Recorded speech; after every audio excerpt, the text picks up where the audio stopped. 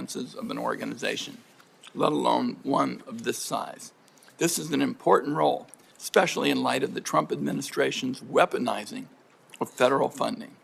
Between February's disaster funding freeze and Trump's latest rescission of funds that Congress already appropriated, the administration is making a mockery of congressional authority.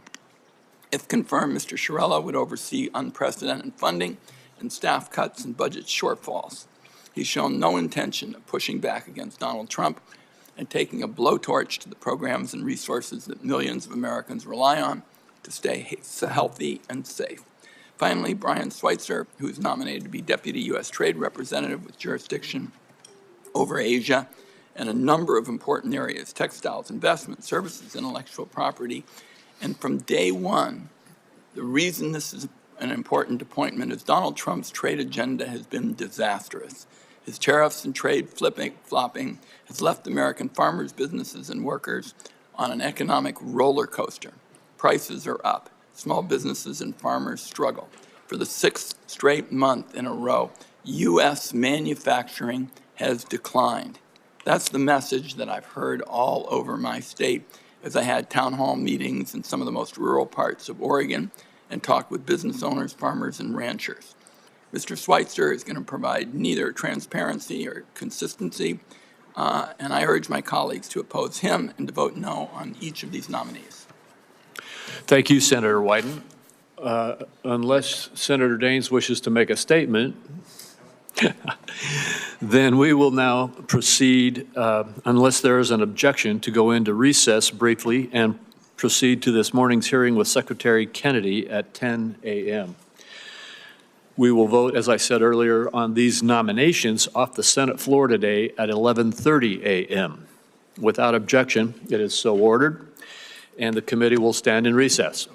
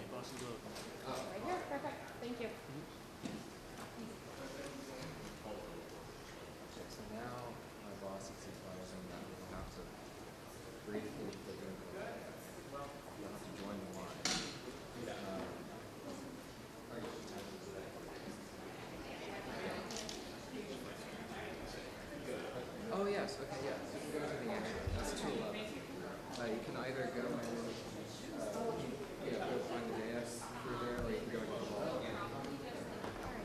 Thank you. That's right there.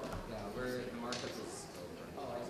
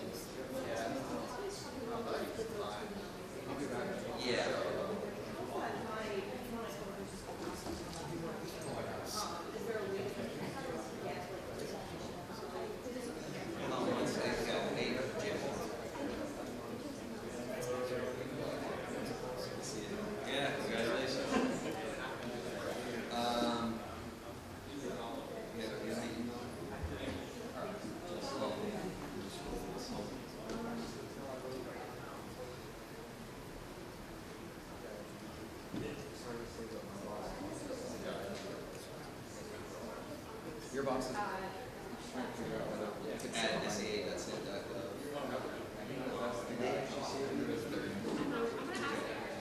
We're confirming the president legally do that. Yeah, they're not live.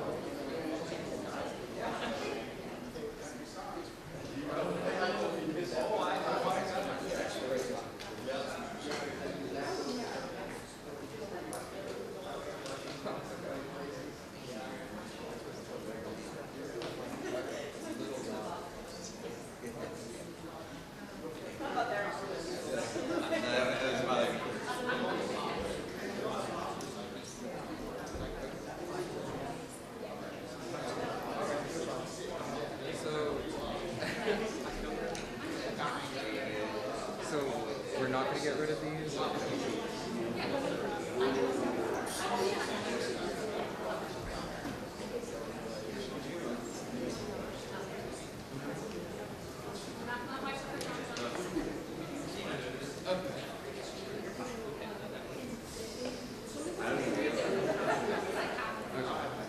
I'm asking, I told the Michael Press intern in the chat that I'll have to table it before we make about whether they could take these seats or not. Because we didn't know about their attendance. Josh was planning for it.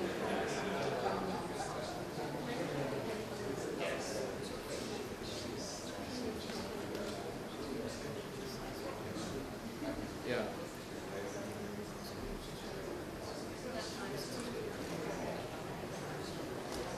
Okay. Two for guests.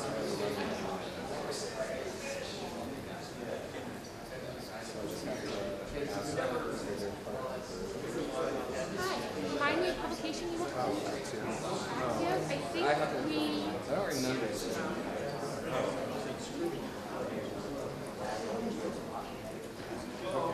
I might.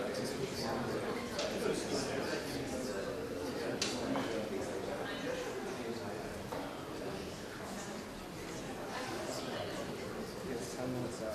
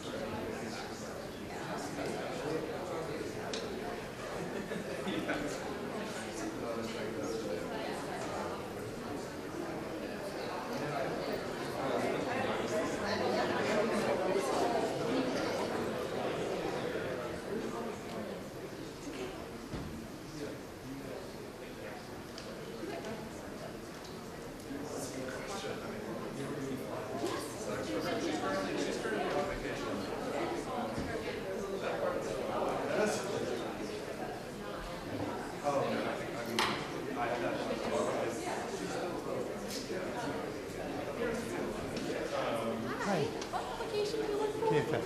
Oh, and your seat? You're good. Thank Who are you? I'm Kate with the Daily Gallery. Oh, hey. How you Yes, doing? nice to meet you.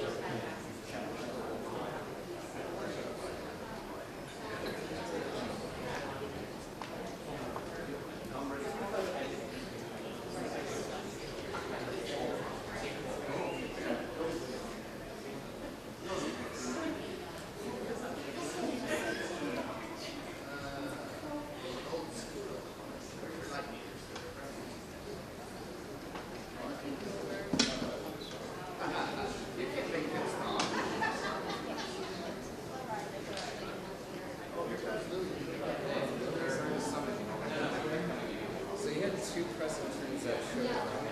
I put them over here. But because George Sylvester was caught off guard, it was like, he's playing hard.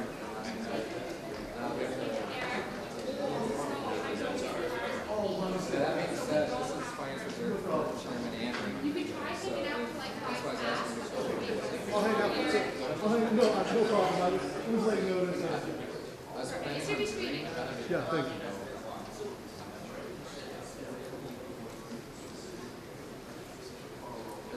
doing that, but so far everything is safe.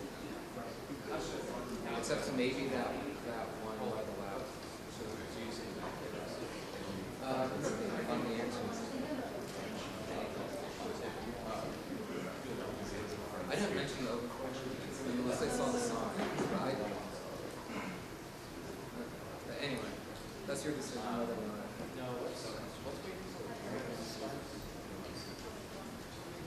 Okay. All right.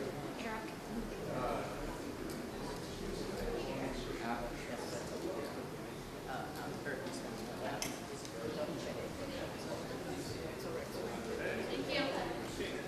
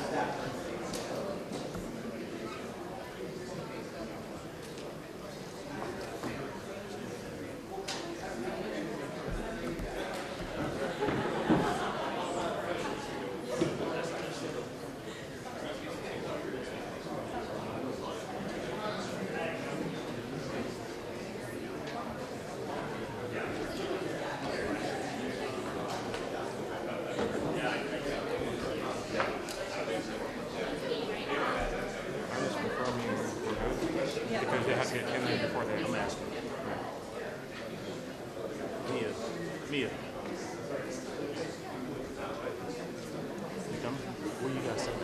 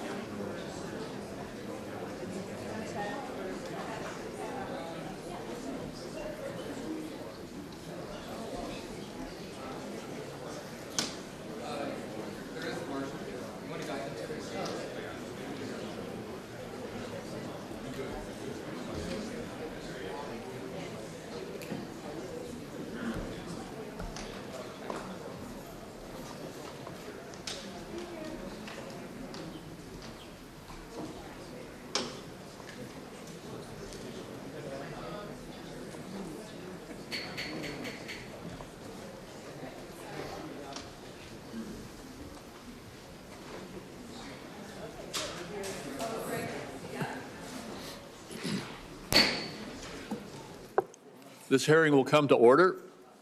Today we meet to hear from U.S. Department of Health and Human Services Secretary Robert F. Kennedy, Jr. about President Trump's 2026 health care agenda. Mr. Secretary, thank you for being here. While I expect a spirited debate today, I would remind my colleagues that each senator is limited to 5 minutes, and we're going to try to keep that as tight as we can today. There's 27 of us, and we all probably are going to want to have our opportunity. At the end of the 5-minute time frame, I will gently tap the gavel if it appears that things are starting to lapse over, and encourage my colleagues and our witness to conclude their remarks at the conclusion of this time. President Trump and Secretary Kennedy have made a steadfast commitment to make America healthy again. Under this administration, HHS has placed patients at the center of the healthcare system, empowering them with the tools and information they need to create a healthier future. We know that chronic diseases such as heart disease and cancer and diabetes are some of the leading causes of death in America. Now the department has a renewed focus on tackling the root causes of chronic disease and promoting prevention first. I look forward to exploring ways that the federal government can further align payment incentives to support healthy living and fight chronic disease. The administration has also prioritized efforts to end waste, fraud, and abuse in our federal health care programs, including through eligibility and enrollment verification. This critical work is not just about saving taxpayer dollars. It's about restoring trust and ensuring vital programs like Medicare and Medicaid are sustainable for generations to come.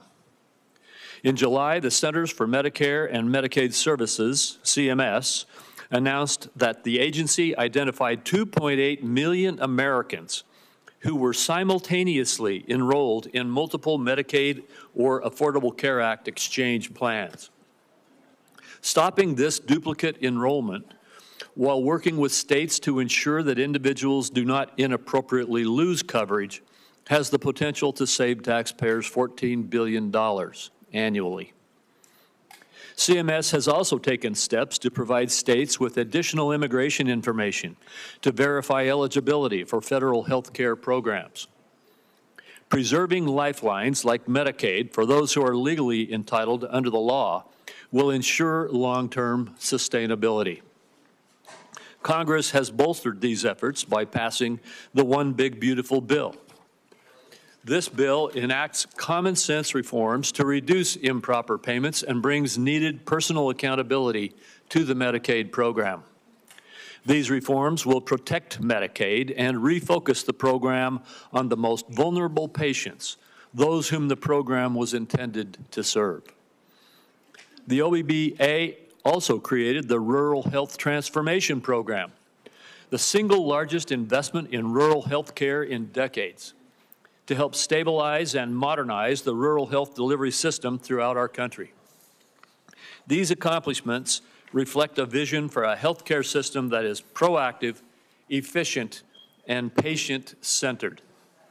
While many of the issues discussed today may be partisan in nature, this committee has a deep history of bipartisan healthcare accomplishments.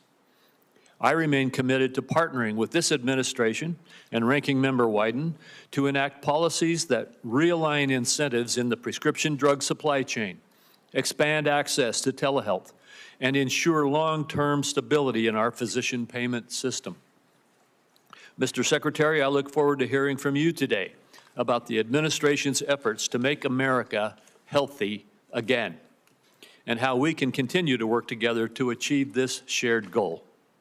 Thank you very much. Senator Wyden. Thank you, Mr. Chairman. As the committee gathers today, the United States is in the midst of a health care calamity, the largest cuts to American health care in the history of our nation, and they are approaching like an avalanche. Last week, most of the senior leadership at the Centers for Disease Control and Prevention were fired or they resigned after refusing to bow to Robert Kennedy's unceasing crusade against vaccines. I traveled across Oregon last month, and the message was the same from one end of the state to the other. Families are confused. They're scared about who to trust about their health care. Robert Kennedy and Donald Trump have done so much to feed that mistrust. This morning, my staff, in partnership with Senator Alsobrooks' team, is releasing a report that shows the disaster of Robert Kennedy's 203 days in office. Every single day, there's been an action that endangers the health and wellness of American families. Robert Kennedy has elevated conspiracy theorists, crackpots, and grifters to make life or death decisions about the health care of the American people. Robert Kennedy's tenure is so far marked by 3 calling cards. One is chaos at federal health agencies, leaving families, doctors, and the entire nation confused and frightened. Corruption that benefits Robert Kennedy, Donald Trump, and their friends at the expense of taxpayers. And higher health costs for families. I ask unanimous consent, Mr. Chairman, to enter this report into the record. Without objection. Then there's chaos. It's been obvious from the start that Robert Kennedy's primary interest is to take vaccines away from Americans. During his confirmation process, he claimed to be pro-safety and pro-science, but his actions reveal a steadfast commitment to elevating junk science and fringe conspiracies. His agenda has not been about choices and information for families. Just last week, he threatened doctors that deviated from the new anti-science vaccine guidelines he released that make it harder for pregnant women and children to get the COVID vaccine. And then there's corruption. Robert Kennedy's bizarre statements and actions beg the question, why? Democrats on this committee answered that question months ago. Robert Kennedy can enrich himself and his allies. His family still stands to gain from class action lawsuits against vaccine makers.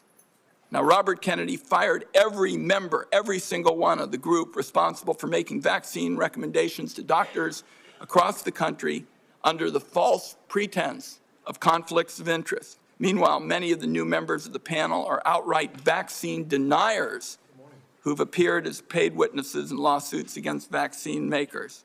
Their conflicts of interest and ethics disclosures remain hidden under lock and key. On top of all this bedlam in American health care, just 2 months ago, Donald Trump signed into law the largest health care cuts in American history to pay for tax breaks for the wealthiest people and massive corporations in our country. Republicans know these cuts are going to hit communities like a wrecking ball. That's why they pushed the most severe cuts until after the election. That's why their members already introduced bills to roll back some of the cuts. Make no mistake, though, those cuts are being felt right now. We're seeing hospitals in Idaho cutting payments, hospitals and nursing homes. Providence Seaside Hospital in Oregon announced they're shutting down their labor and delivery unit. Every family is going to feel the burden of Trump care in America. Premiums are going to spike next year, especially for those who buy health insurance on their own, but the effects will be felt by those who get insurance also through an employer. Congress has an opportunity to extend the Affordable Care Act tax credits that lower the cost of premiums. Democrats are ready to pass an extension that stops a dramatic premium spike that would force many families to pay double what they do today. Instead of finding ways to help American families pay less for health care, Robert Kennedy is focused on his anti-vaccine mission, fueled by some kind of complex that the consequences be damned.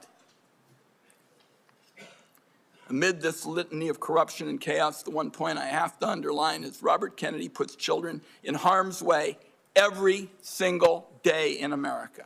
To my Republican colleagues, I must ask, what line must Robert Kennedy cross before some of you will also join this alarm? This weekend, under the cover of darkness, Robert Kennedy attempted to disappear hundreds of children under his care at Office of Refugee Resettlement facilities. These children here without parents or family were rounded up in the middle of the night and put on planes to Guatemala. Lawyers on the ground described unthinkable scenes. Our staff, some who are here today, were party to this in the middle of the night. And one child said to their lawyer, "Why do they want to send me back? My mom is dead and my dad abuses me. Why do they want to hurt me?" This was an actual conversation. These actions were illegal. Documents show that many of these children were in the country to escape trafficking in their homeland. Mr. Kennedy calls himself a protector of children. Some kind of rich claiming from somebody who's flown on Jeffrey Epstein's private jet on multiple occasions. I don't think Robert Kennedy should be within a million miles of this job. Republicans on the committee had a chance to prevent the public health train wreck that Mr. Kennedy has engineered. Everyone voted for him. It is in the country's best interest that Robert Kennedy step down, and if he doesn't, Donald Trump should fire him before more people are hurt by his reckless disregard for science and the truth. I also would like to note Senator Cantwell has joined us in this effort. I hope, at the very least, Robert Kennedy has the decency to tell the truth this morning. Mr. Chairman, I have a procedural request I'd like to make at this time. It's a short one. Proceed. Thank you, Mr. Chairman. Mr. Chairman, it's unfortunate that I have to say this, but this is a witness who has lied to members of the Senate Finance Committee. In response to over 35 written questions, including from me, he said, and I quote, that he would do nothing as HHS Secretary that makes it difficult or discourages people from taking vaccines. That was clearly not true. His unprecedented unilateral actions to restrict access to COVID vaccines, that alone proves it. He tried to fire the Senate-approved CDC director after she chose the truth over what I consider his delusions. His prepared testimony even today includes the debunked lie that 500,000 children disappeared under the Biden administration's watch, a lie that the Trump administration is using as a pretext to hunt immigrant children and their families. So, my request, Mr. Chairman, and I think it is unfortunate that I have to do this, but given the unprecedented nature of the witness's behavior, I would ask now that the committee formally swear in Robert Kennedy as a witness. Senator Wyden, I will personally object and will reject your request. We will treat this witness as we treat all of the other administration witnesses who come before us. And let me just say again, as I said in my opening remarks, we will have some partisan disagreements today. We're having partisan disagreements right now, and I am having partisan disagreements with you on your characterization of the facts. The bottom line is we will let the Secretary make his own case in his opening statement. I'll only say, Mr. Chairman, that this committee's unwillingness to swear this witness is basically a message that it is acceptable to lie to the Senate Finance Committee about hugely important questions like vaccines. I think it's a great mistake, and that's why I've made the request. I understand that you're not going to grant it, and we can move on. We'll get to the bottom of your accusations, but at this point, I'm going to turn to our witness, the Secretary of Health and Human Services, Robert F. Kennedy, Jr. And Mr. Kennedy, Mr. Secretary, you may make your opening statement at this time. Thank you, Chairman Crapo, and thank you, Ranking Member Wyden, for the invitation to appear before the committee today.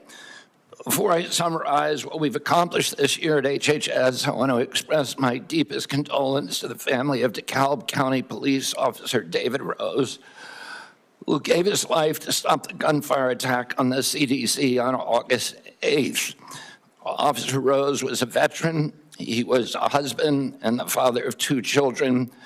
Officer Rose's widow, whom I visited, is expecting their 3rd child. I'd like Officer Rose's family to know that he remains in our prayers and that he will continue to be in our thoughts. Let me start with the big picture. Under President Trump's leadership, we at HHS are enacting a once-in-a-generation shift from a sick care system to a true healthcare system that tackles the root causes of chronic disease. Chronic disease has reached crisis proportions in our country. And finally, we have an administration that is taking action. The MAHA report assessment, which the White House released in May, was the first government analysis of the key drivers of childhood chronic disease: ultra-processed foods, chemical exposures, physical inactivity, and over-medicalization. This month, we will follow with the MAHA report strategy, the Trump administration's solution for addressing each cause. At HHS, we haven't just been writing reports. We have been the busiest, most proactive administration in HHS history.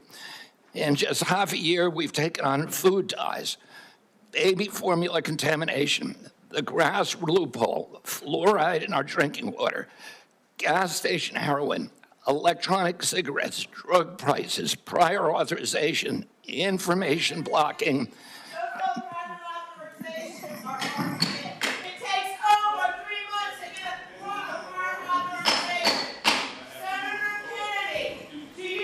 The committee will come to order.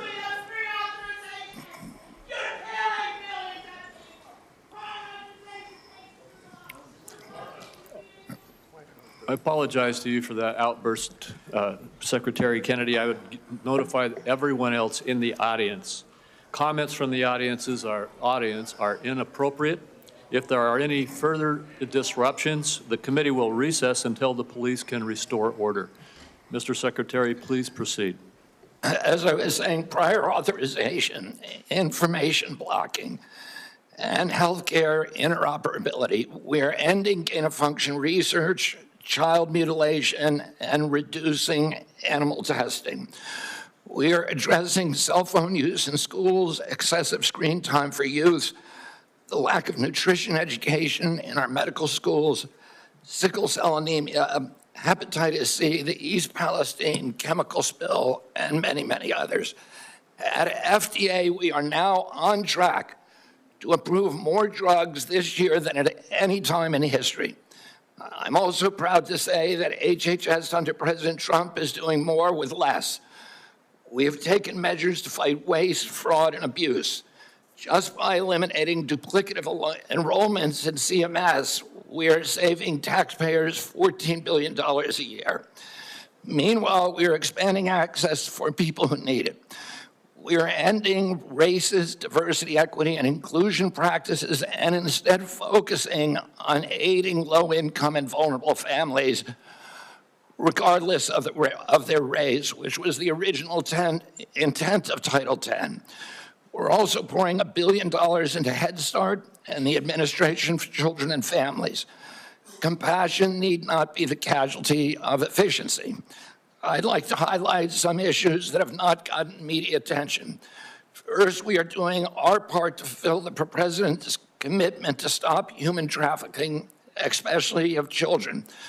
We inherited a terrible humanitarian crisis from the previous administration with its open border policies, which allowed the appalling loss of 476,000 unaccompanied children. We have implemented policies now to ensure that that appalling tragedy can never happen again. We have knocked on 82,000 doors and located 22,000 of those children. I promise you that we will do more in the next 3 years. We are also addressing the disastrous health conditions in tribal communities on Native American reservations.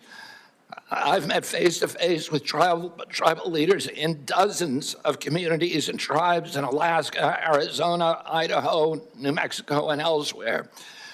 And I look forward to making HHS resources more available to those communities.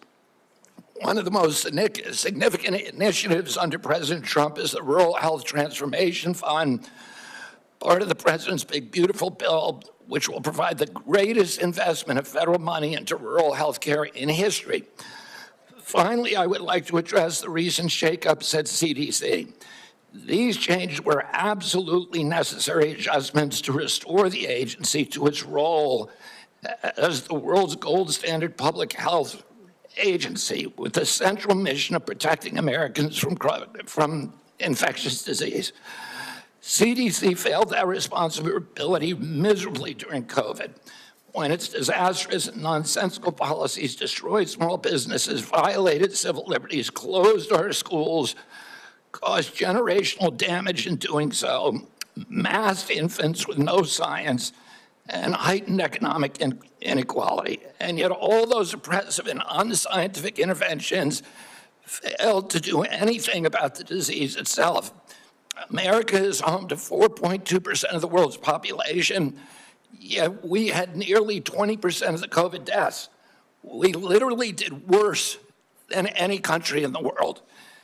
And the people at CDC who oversaw that process, who put masks on our children, who closed our schools, are the people who will be leaving. And that's why we need bold, competent, and creative new leadership at CDC. People able and willing to chart a new course. As my father once said, progress is a nice word, but change is its motivator, and change has its enemies. That's why we need new blood at CDC. That's also why it's imperative that we remove officials with conflicts of interest and catastrophically bad judgment and political agendas. We need unbiased, politics-free, transparent, evidence-based science in the public interest. Those are the guiding principles behind the changes at the CDC, and that is what you can expect all across our agency for the next 3 years.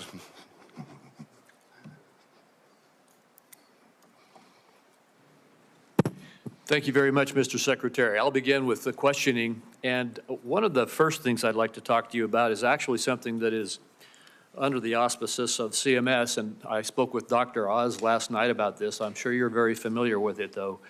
And that is that in the One Big Beautiful Bill, there's a lot of attacks right now going on publicly about hospitals are in trouble. And the blame for that is placed on the bill, even though the bill hasn't even been implemented yet. The fact is, this committee held hearings on the troubles that rural hospitals are facing in the United States before the passage of the One Big Beautiful Bill. They've been facing difficulties in rural America for a number of years now. And the bill, the One Big Beautiful Bill, contained a rural health transformation program, which I would just like to ask you to comment on. This is the program which allocated $50 billion over the next 5 years to our rural community hospitals in the United States to help them deal with some of the financial crises that they are facing and transition to more stability. Could you comment on that program that is in the One Big Beautiful Bill? Yeah, Senator, one of President Trump's campaign promises and one of the principal preoccupations, not only of Republican senators when I did my confirmation hearing, but also almost equally among Democratic senators, with the crisis in rural health. We've had 120 rural hospitals close over the past 10 years. These institutions are not just delivering health access to rural Americans, but they are economic centers, they are cultural centers for those communities. They are often the largest employer. They are the highest paying jobs, and they are the centerpiece for those communities. So when they die, the communities collapse. And President Trump promised to do something about that, and he has delivered on that promise. Right now, we spend about 6% of Medicaid funding is sent to rural hospitals, a very, very tiny slice, and that's one of the reasons they're in trouble. President Trump has now allocated through the One Big Beautiful Bill $50 billion, so $10 billion a year over the next 5 years. What we give to rural hospitals, that 6% represents $19 billion a year.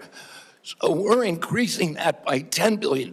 So we're infusing more than 50% increase in the amount of money that is going to rural communities over the next 5 years. There's never been anything like that in history. It is the biggest investment, and it should stem this hemorrhage. Well, thank you. I appreciate your giving clarity to that, because it is frustrating to see these continuous allegations that the difficulties that our rural hospitals are facing all were created in the last few months when we passed a bill, when we've been holding hearings in this committee about these problems. And in the bill that we passed, we gave a $50 billion boost to, as you indicated, increase by 50% the federal support for our community rural hospitals in the United States. And I think that the hospital owners understand that. They recognize this support. In fact, they are coming they're coming together very carefully with Dr. Oz to work on the rollout of this program so that we can see this boost and this support that is coming. Just another one of the disagreements we have about what really was in the One Big Beautiful Bill. So I appreciate you commenting on that. In the last minute and 10 seconds that I have with you, could you just quickly talk once again about the broad issue of making America healthy again in terms of our aim to change the healthcare system's focus from a reactive symptom management model to one that focuses on lifestyle choices and the root causes of chronic disease? Yes, Senator. You know, this morning I got the latest numbers from CDC that 76.4% of Americans now have a chronic disease. This is stunning. When my uncle was president, it was 11%. 1950, it was 3%. Today, it's 76.4%. 8 out of 10 of our kids cannot qualify for military service. This is a national security issue. When my uncle was president, we spent 0 on chronic disease. Today, we spend $1.3 trillion. It's the biggest cause, and it's increasing. And all of the arguments that Republicans and Democrats have about single-payer, Obamacare, or with the various ways to allocate the health dollars, they're all like rearranging deck chairs on the Titanic. If we don't end this chronic disease, we are the sickest country in the world. That's why we have to fire people at CDC. They did not do their job. This was their job to keep us healthy. Thank you, and I need to fire some of those people to make sure this doesn't happen again. Thank you, Mr. Secretary. I have to cut myself off to make sure I keep to this time frame too. Senator White. Thank you very much, Mr. Chairman. I've made it clear I think that Secretary Kennedy is dead set on making it harder for children to get vaccines and that kids are going to die because of it. And Mr. Chairman, I'd like to put in the record today an op-ed written by Susan Monarez, who was fired by Mr. Kennedy. Without objection. So what we know, and Dr. Monarez, was approved by Republicans. She wrote an op-ed today in the Wall Street Journal, which I've just put in the record, and I quote her. She said, "I was told to pre-approve the recommendations of a vaccine advisory panel newly filled with people who have publicly expressed anti-vaccine rhetoric." So this is not some liberal philosopher or something. This is the CDC director who tells the Wall Street Journal, which is not exactly interested in progressive, theories and the like, that she was told to pre-approve the recommendations of a vaccine advisory panel filled with people who've publicly expressed anti-vaccine rhetoric. So my first question, Mr. Secretary, is did you, in fact, do what Director Monarez said you did, which is tell her to just go along with vaccine recommendations, even if she didn't think such recommendations aligned with scientific evidence? That is no, I did not. That's a yes or no. So you have an opportunity to call her a liar if you say that you didn't do it, but I'd like to see you respond to this. No, I did not say that to her. You did And not. I never had a private meeting with her. So there are witnesses to every meeting that we have, and all of those witnesses will say, I never said that. So she's lying today to the American people in the Wall Street Journal. Yes, sir. Okay. Let's talk now about what's coming up, because I've made it clear what I've thought about the 203 days with my colleague, Senator Also Brooks. In 2 weeks, CDC's Advisory Committee on Immunization Practices will meet to make decisions about critical vaccines that protect us against hepatitis B, measles, and more. The committee's got a profound impact on vaccine access, but these aren't ordinary meetings. You've stacked the deck to ensure the panel bends to your views. In June, you fired all 17 committee members who are respected scientists and doctors. You replaced them with non-experts, vaccine skeptics, and conspiracy theorists.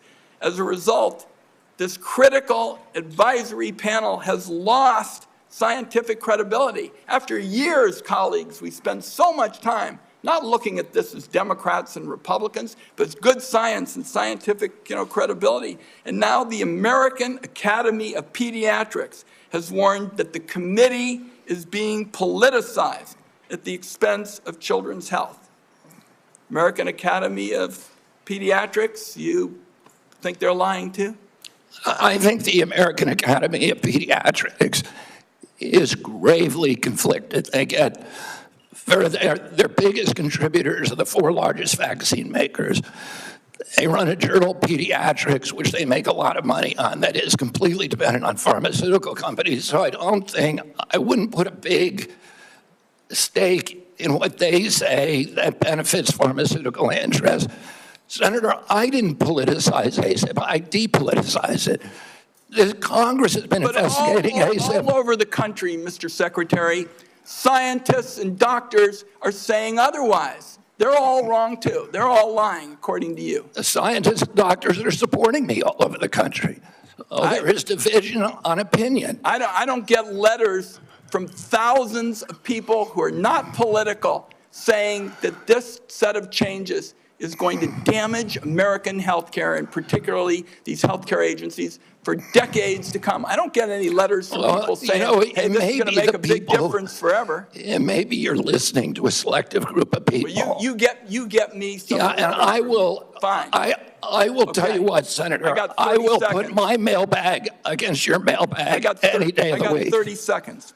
Dangerous respiratory viruses like RSV are on the agenda for the next advisory meeting. Countless parents have been awakened in the dead of night by a wheezing kid gasping for air, forced to rush their little one to the ER. There's no worse heart-wrenching fear. The RSV vaccine offers these kids protection against the worst effects of the virus. But now it looks like you're on a crusade to make infants and babies more vulnerable to the terrible illness. That's what we're doing with the COVID changes. And please make your answer brief, Mr. Secretary. I've said that the position is indefensible. I think it's possible. Congress has been investigating that committee for 23 years because it is pervaded with conflicts of interest. What we did is we got rid of the conflicts of interest. We depoliticized it and put great scientists on it from a very diverse group. Let me close with very pro-vaccine. Let me close with this, because like Senator Crapo, I'm a few seconds over. I don't think, Mr. Secretary, this is about you and me. This is about kids being pushed in harm's way by reckless and repeated decisions to get scientists and doctors out of the way and allow conspiracy theories to dictate this country's health policy. I don't see any evidence that you have any regrets about anything you've done or plans to change it. And my last comment is, I hope that you will tell the American people how many preventable child deaths are an acceptable sacrifice for enacting an agenda that I think is fundamentally cruel and defies common sense. Thank you, Mr. Chairman. Do I get a reply? Or, Senator, you've sat in that chair for how long? 20, 25 years, while the chronic disease in our children went up to 76%. And you said nothing. You never asked the question why it's happening. Why is this happening?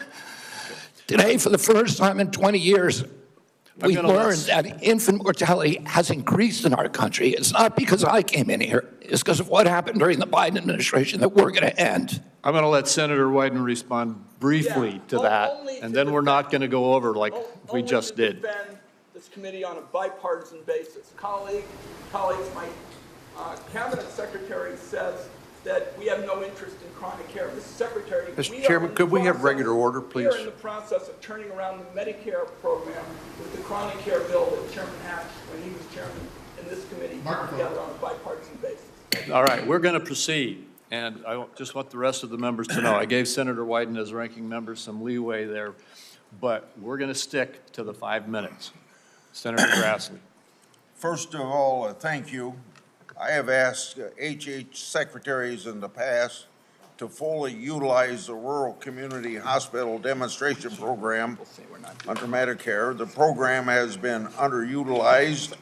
In May, the CMS filled the open slots. Thanks to your agency's work, there's been 10 more rural hospitals in the program.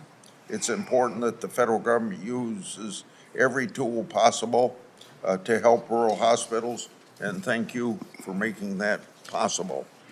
Now to my questions.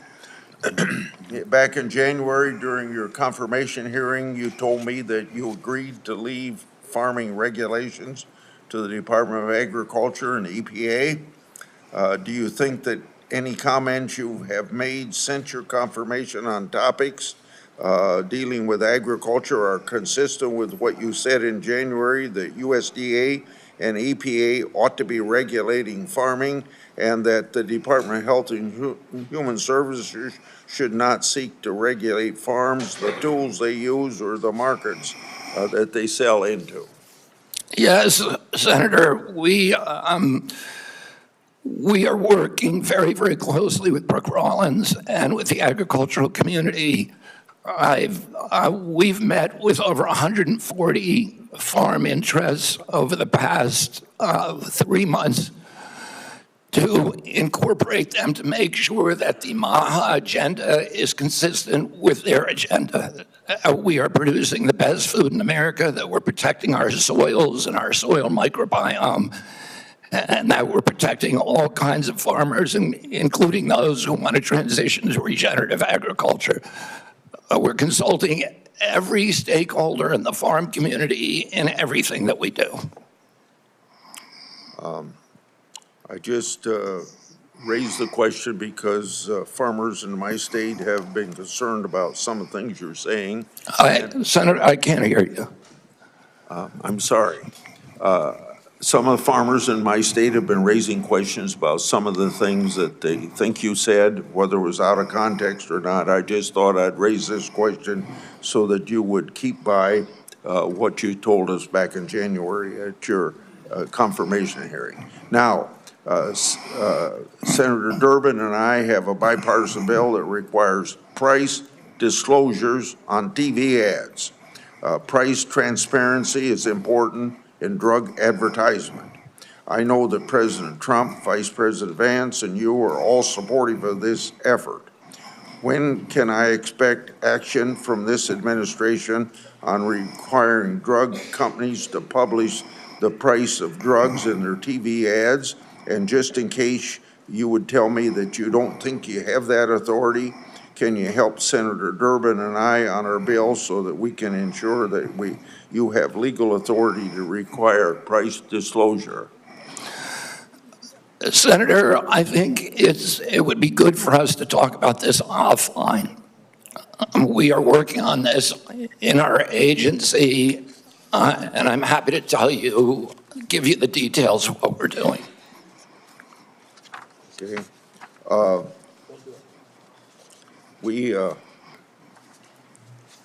got a question here on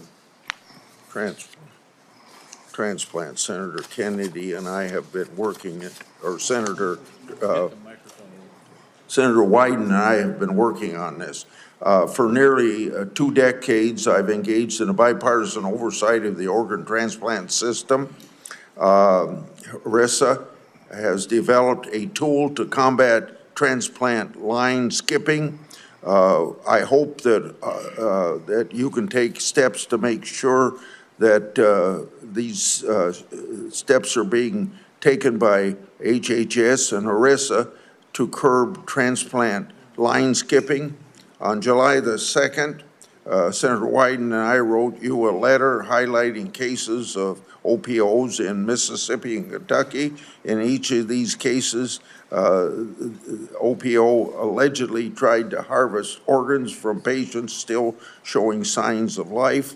I expect you to take steps from through these organizations to ensure that this doesn't happen again.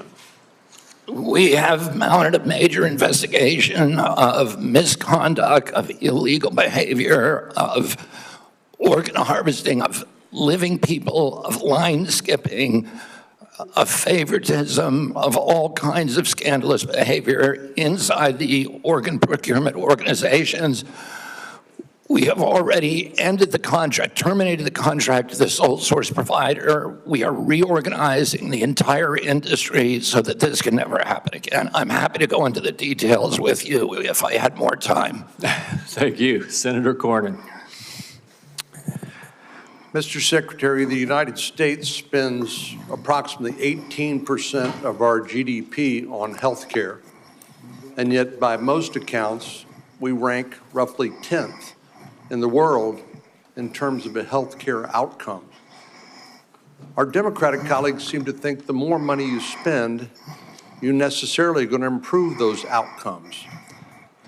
But at the same time, we have the two major drivers of our national debt, Social Security and Medicare, while we spend more money on interest on the national debt than we do on defense of the nation, which is an unsustainable trajectory.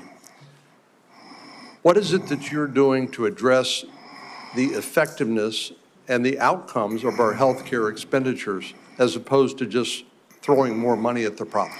Yeah, I mean, throwing money at the problem does not work. We spend 2 to 3 times per capita what European nations spend on health care, and we have the worst health outcomes. We're 79th in health outcomes globally.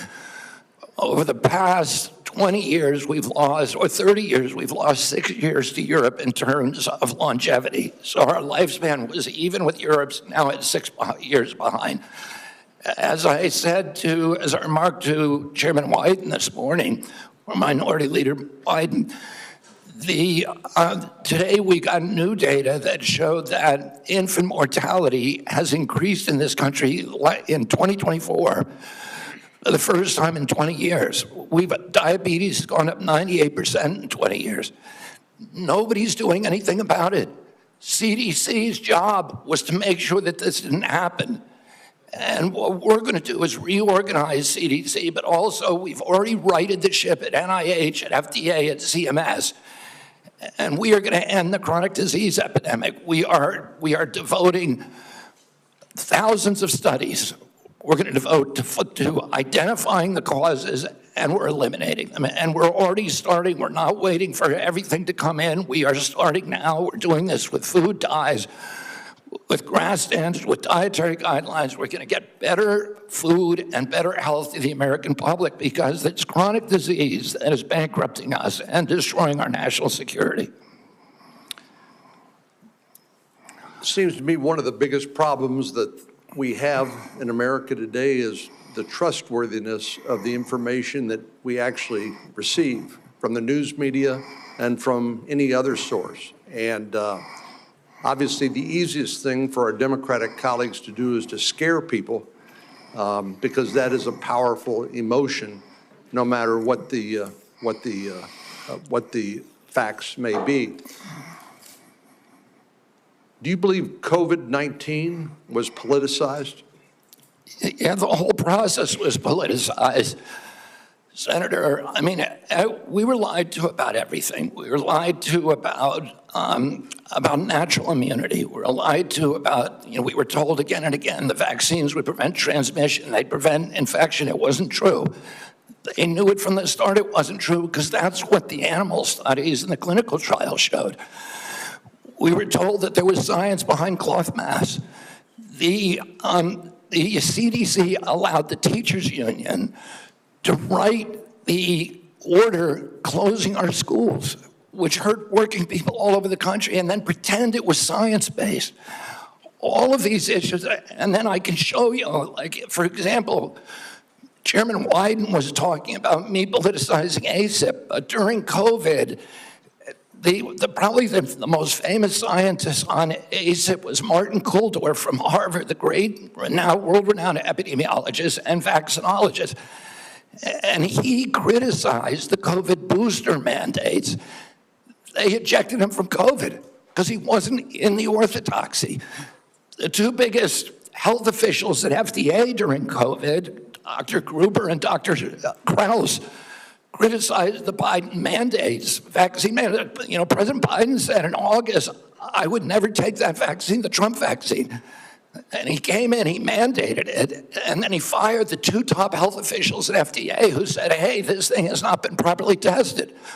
So the whole process was politicized, and even today. So let me, in 15 seconds, so I think you answered yes.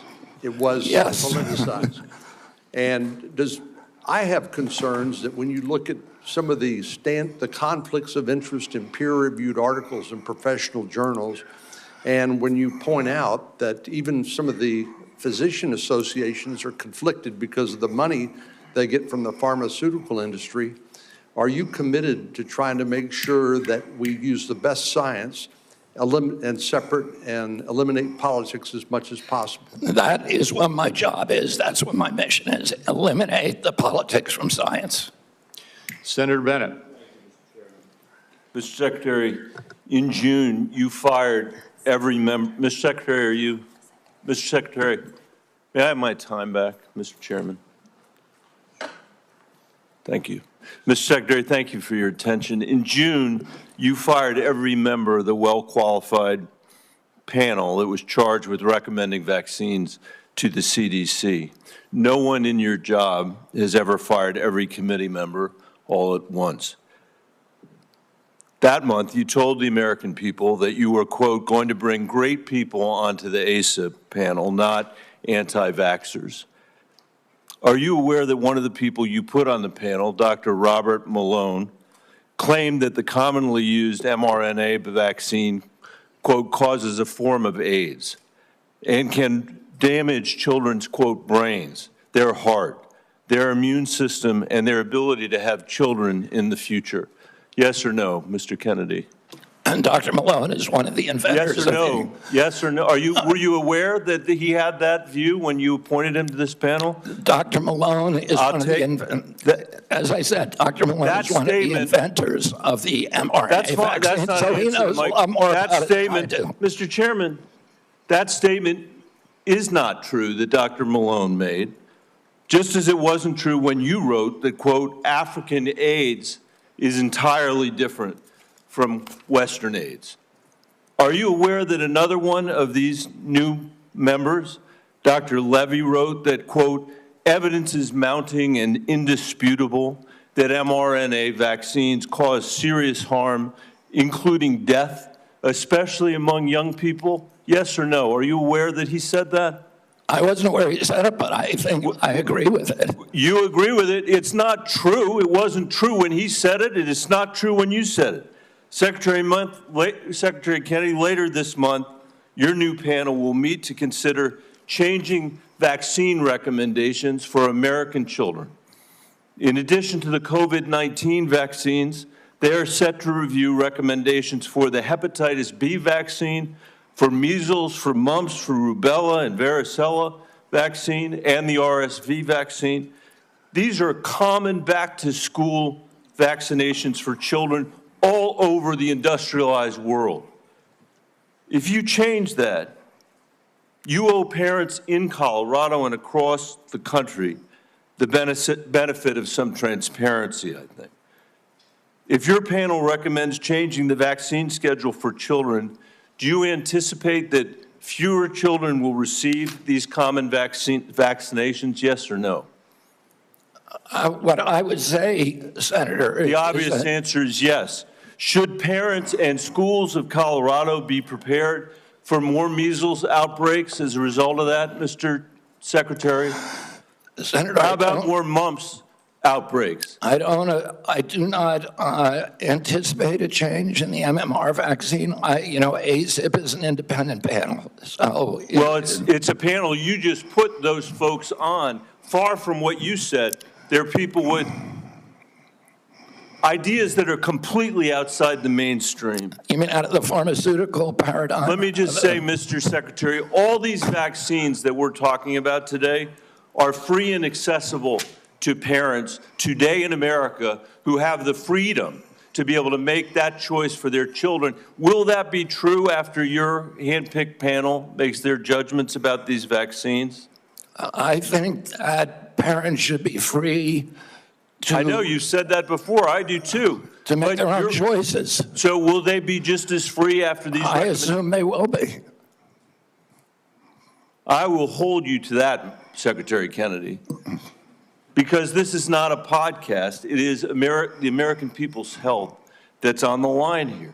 This is the last thing, by the way, our parents need when their kids are going back to school, is to have the kind of confusion and expense and scarcity that you're creating as a result of your ideology. I think it's critical for you to share the evidence that this panel will rely on. Will you give the American people 6 months or 6 weeks in advance the record that they're going to rely on to make these decisions? Will you make it transparent for the American people? All the evidence is transparent. Will you make it in advance transparent for the American people so they can comment on it? All the evidence is transparent for the first time in history, and you were never there complaining when the pharmaceutical companies were picking those people and then running their products through with no safety testing. You can characterize it any way you want. I quoted them today. What I said was accurate. What you said were lies. You described people Senator, moving the Titanic. Senator, are you saying that a mRNA vaccine has never been associated with myocarditis or pericarditis in teenagers? I am simply. Is that what you're trying to tell us? I am simply trying to say that the people that you have put on that panel, after firing the entire. You're evading the question. No, I'm asking the questions here, You're Mr. evading Kennedy. that question. I'm asking the questions, Mr. Kennedy. I asked you a question. I'm asking the questions for Mr. Kennedy on behalf of parents and schools and teachers all over the United States of America who deserve so much better than your leadership. That's what this conversation is about, Mr. Chairman. Senator, they deserve the truth, and that's what we're going to give them for the first time in the history of that agency. Senator Cassidy. Thank you. I'll try and restore a little calm here. And I'm approaching this as a doctor, not as a senator. I am concerned about children's health, seniors' health, all of our health. And I applaud you for joining the president in a call for radical transparency. Thank you for that. I said yesterday, I believe it, that President Trump deserves a Nobel Prize for Operation Warp Speed. If he had been President Obama, he would have gotten it. But because of Operation Warp Speed, forcing the federal government to come to a vaccine development within 10 months when others said it couldn't be done, we saved millions of lives globally, trillions of dollars, we reopened economies, an incredible accomplishment. Mr. Secretary, do you agree with me that the president deserves a Nobel Prize for Operation Warp Speed? Yeah, absolutely, Senator. That was phenomenal. So let me ask you, but you just told Senator Bennett that the COVID vaccine killed more people than COVID. Wait, that was a statement. I did not say that. Okay, then let me ask, because you also were Senator, I just want to make clear, I did not say that. We'll check the record. That's a question of fact. You also said that you were also, as lead attorney for the Children's Health Defense, you engaged in multiple lawsuits attempting to restrict access to the COVID vaccine. Again, it surprises me that you think so highly of Operation Warp Speed when, as an attorney, you attempted to restrict access. Now, let me ask. I'm happy to explain why. I have 3 minutes and 30 seconds left. Right. It also surprises me because you've canceled, or HHS did, but apparently under your direction, $500 million in contracts using the mRNA vaccine platform that was critical to Operation Warp Speed. Again, an accomplishment that I think President Trump should get a Nobel Prize for. You canceled $500 million in contracts. Now, I grew up in a middle-class family, so $500 million seems, just to cancel, it seems like an incredible waste of money. But it also seems like a commentary upon what the president was attempting, what the president did in Operation Warp Speed, which is to create a platform by which to create vaccines. So this just seems inconsistent that you would agree with me the president deserves a tremendous amount of credit for this. Is this a question, Senator Cassidy, or is this a speech that you don't want me to answer? Because I want to answer that question. Please, if it's a question. But be tight, please. First of all, the reason that Operation Warp Speed was genius is it did something nobody had ever been done. I don't think any president but President Trump could do it. It got the vaccine to market that was perfectly matched to the virus at that time when it was badly needed, because there was low natural immunity and there were people getting very badly injured by COVID. And then, but it was also brought in therapeutics like hydroxychloroquine and ivermectin and protocols for treatments.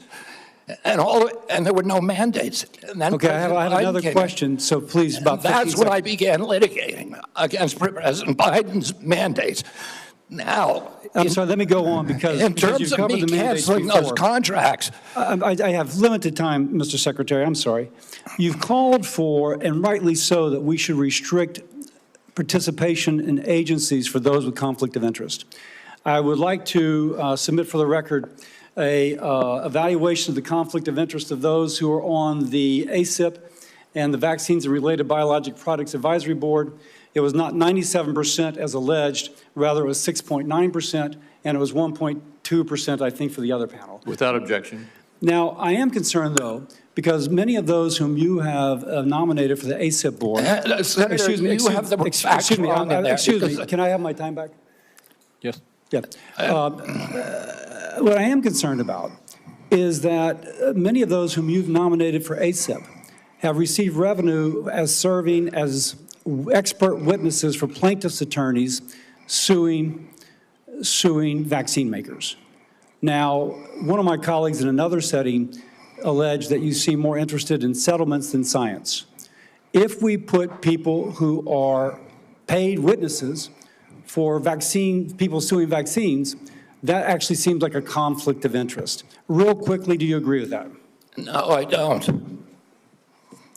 It may be a bias, and that bias, if disclosed, is okay. But it's not a financial. It's not a financial conflict. It's not a financial conflict of interest. Let me finish up. You also told Senator Wyden at the outset that you didn't want to take vaccines away from people. And as I conclude, I would like to say this.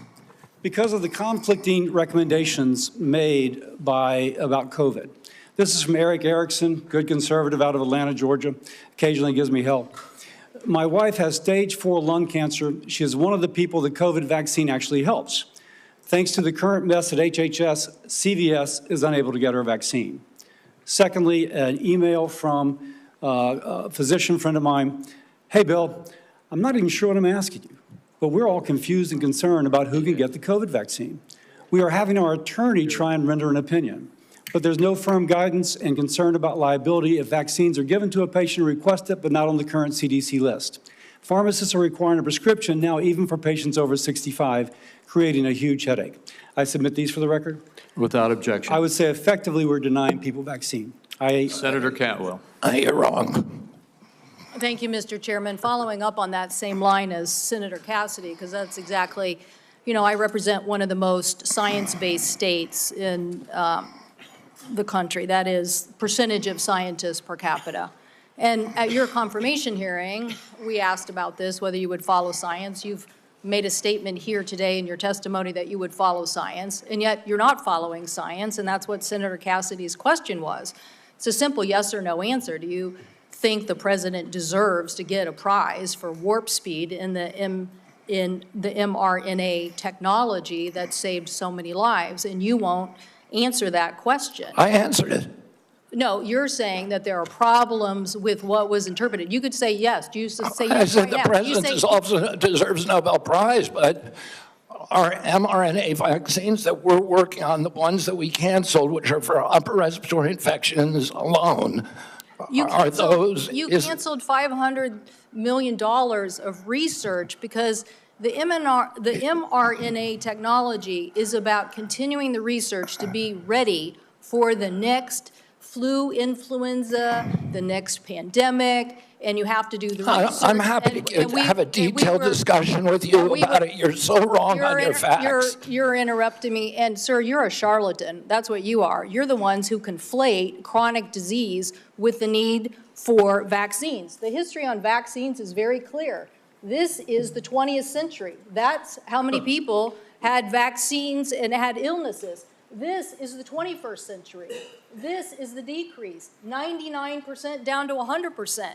This is what was delivered with vaccines, and you don't want to support that. You don't want to support that evidence. So yes, the governors of the West, Washington, Oregon, and California, will take up the efficacy of science. Yes, the University of Washington will deliver the science that America will depend on, because you don't want to depend on it.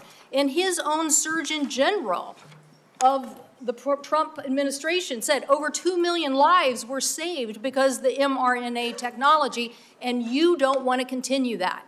You don't want to continue that technology. So what country is going to now take up that technology lead? What country is going to do that? Leaving us more vulnerable to some other country, keeping the advantage on having the best technology. So I'm telling you, I represent a state that's about technology. I have two other quick questions for you.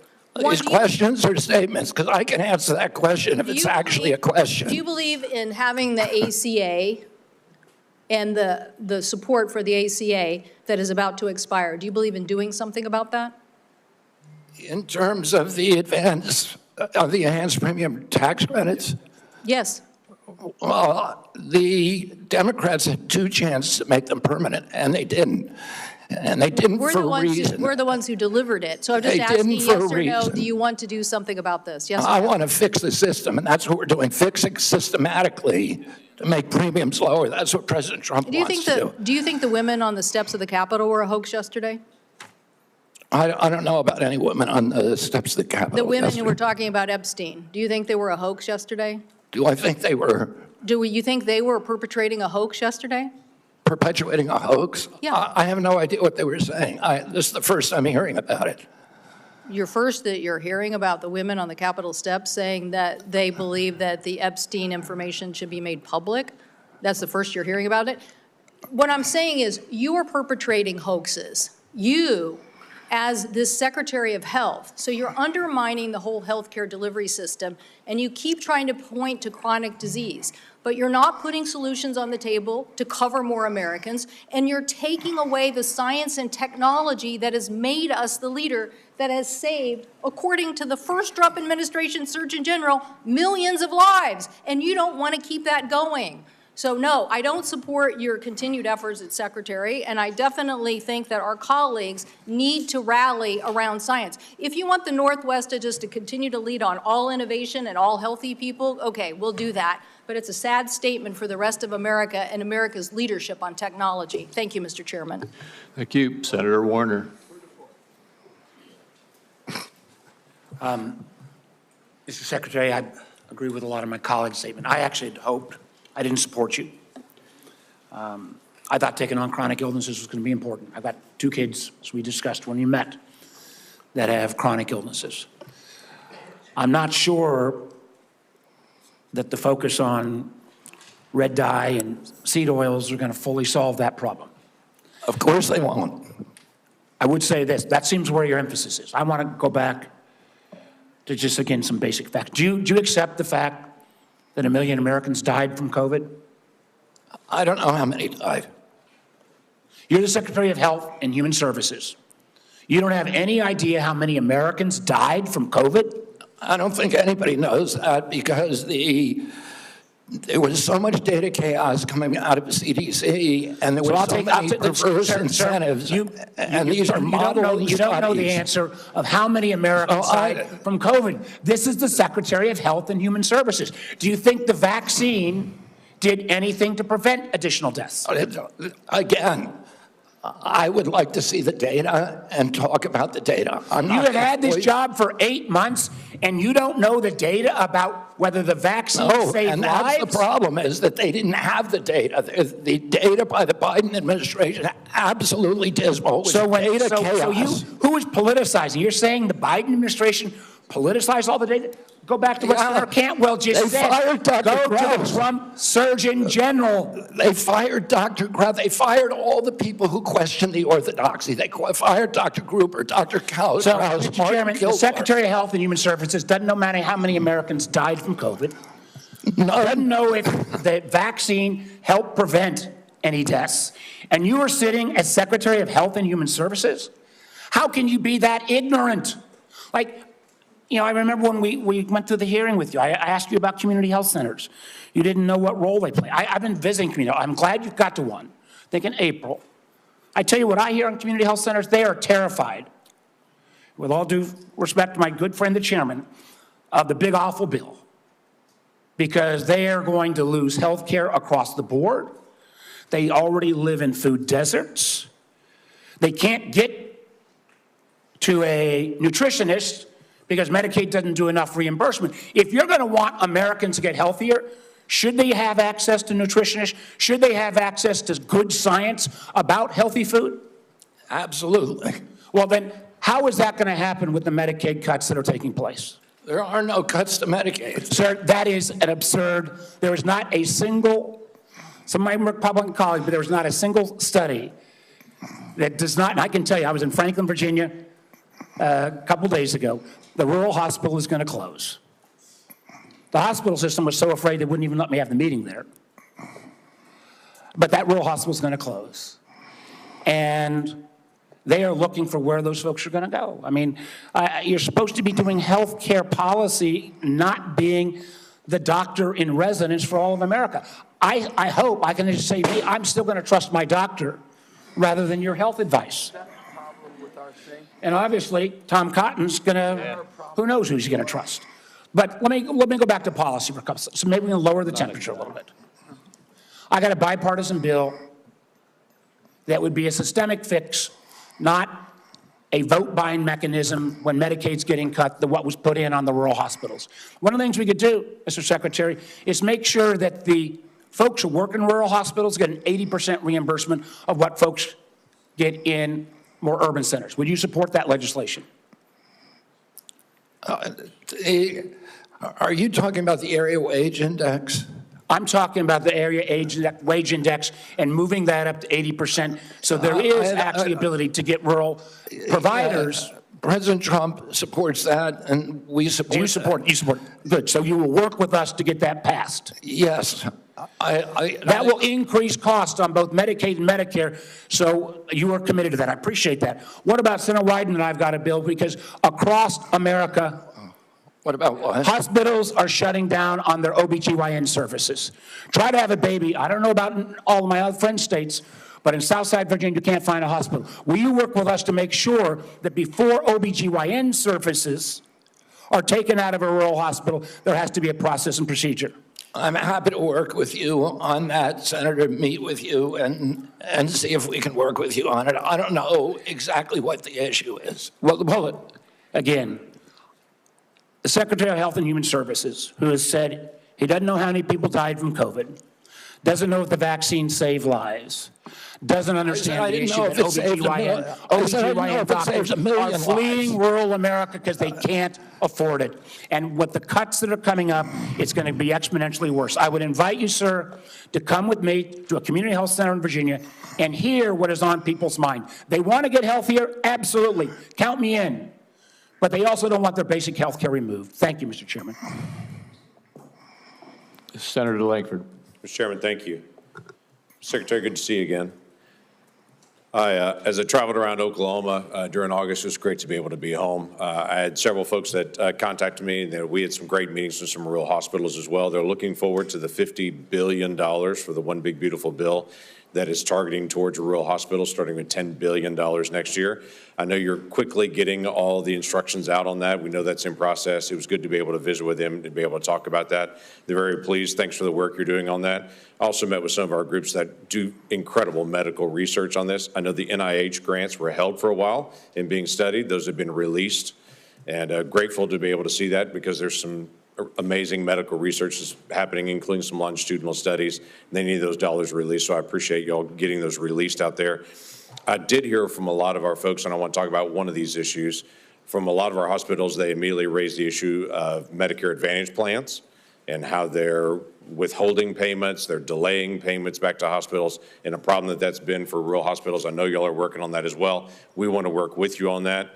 But you and I have spoken on the second issue on that, and it's the pharmacy benefit managers. During the confirmation process, it was interesting when you and I met in my office, you said every single senator brought up PBMs to you, and you made the statement during the confirmation process, this is an area that President Trump wants to take on, is the pharmacy benefit managers. This is unfinished business in this committee, but I wanted to just know what is HHS doing at this point on the PBM issue in particular to make sure we're not driving out rural pharmacies and what we can do to be able to make sure that's fair. I mean, it's a priority for the president. He talks to me about it, I would say, at least once a week, sometimes at 11 o'clock at night. And we've met with the PBMs, and we are in talks with them. We're also in MFN talks with the pharmaceutical companies who are also very interested in reducing the cut and getting transparency among the PBMs. And the PBMs have committed to us to transparency, to some protocol that will guarantee transparency. And then the part of the MFN negotiations would include direct-to-consumer marketing, which would eliminate the middleman. So I think we're doing a lot on PBMs. Okay, that'd be very helpful to be able to see. It'd be very helpful for consumers across the country on this. You and I spoke as well, and you've made public statements on this, and the FDA commissioners made public statements on the issue of reviewing the safety issues of mifepristone. Your comments early on were every drug needs to be treated the same, needs to look at the same and not have political biases and how things are actually examined. There were a lot of changes on the allocation of mifepristone for elective abortions under the Biden administration. It's now open to anyone without a prescription on it. You don't have to go through a doctor on it. There's all kinds of issues that are happening now on it. So the question was, you said that there would be a review on that just to be able to look at it, make sure we're following all safety protocols. Do you know a timing on that review? I can't give you the exact timing. I talked to Marty McCary about it yesterday, and he said it is progressing apace. We're getting data in all the time, new data that we're reviewing. And we know that during the Biden administration, they actually twisted the data to bury one of the safety signals, with a very high safety signal, around 11%. So we're going to make sure that that doesn't happen anymore. We're producing honest science and gold standard science on that. I'll keep you abreast of where we are. Thank you. Just go where the science leads on that. During the Biden administration, the Title X regulation that requires Title X family planning programs recipients to physically and financially separate from abortion activities, their Title X activities, and eliminate them promoting or providing abortion with those funds. That was flipped from the original Trump rule that was done under the first presidency. During a confirmation, you had committed to go back and look at that again and to be able to see. My question is, do you know the timeline for agency action for when that rule on Title X and the separation payments rule will be either reviewed or will actually be reinstated to the original Trump rule under his first presidency? I don't know if they're I just don't know the answer to your question, whether they're actually reviewing the rule right now. I can tell you that the NGOs that have that issue, that refuse to separate their payments streams that separate their operations are not getting funded. Okay, well, that was an issue under the law when it first came out, to be able to keep those things separate on it. So look forward to that. Thank you, Mr. Chairman. Thank you. Senator Hassan. Oh, thank you, Mr. Chairman, and good morning, Secretary Kennedy. Just before I ask a question, I did want to note, in response to the Secretary's statement that the Trump administration wants to lower the cost of health insurance, that across the country right now, the median increase from commercial insurers that we're seeing this fall is 18%, just as families are struggling to make ends meet. Now, I want to follow up on a line of questioning that Senator Cassidy began. Mr. Secretary, President Trump said that the COVID-19 vaccine produced by Operation Warp Speed was, and these are the president's words, a monumental national achievement. Although I have strongly opposed many of President Trump's actions, I agree with him that Operation Warp Speed in 2020 was a monumental achievement.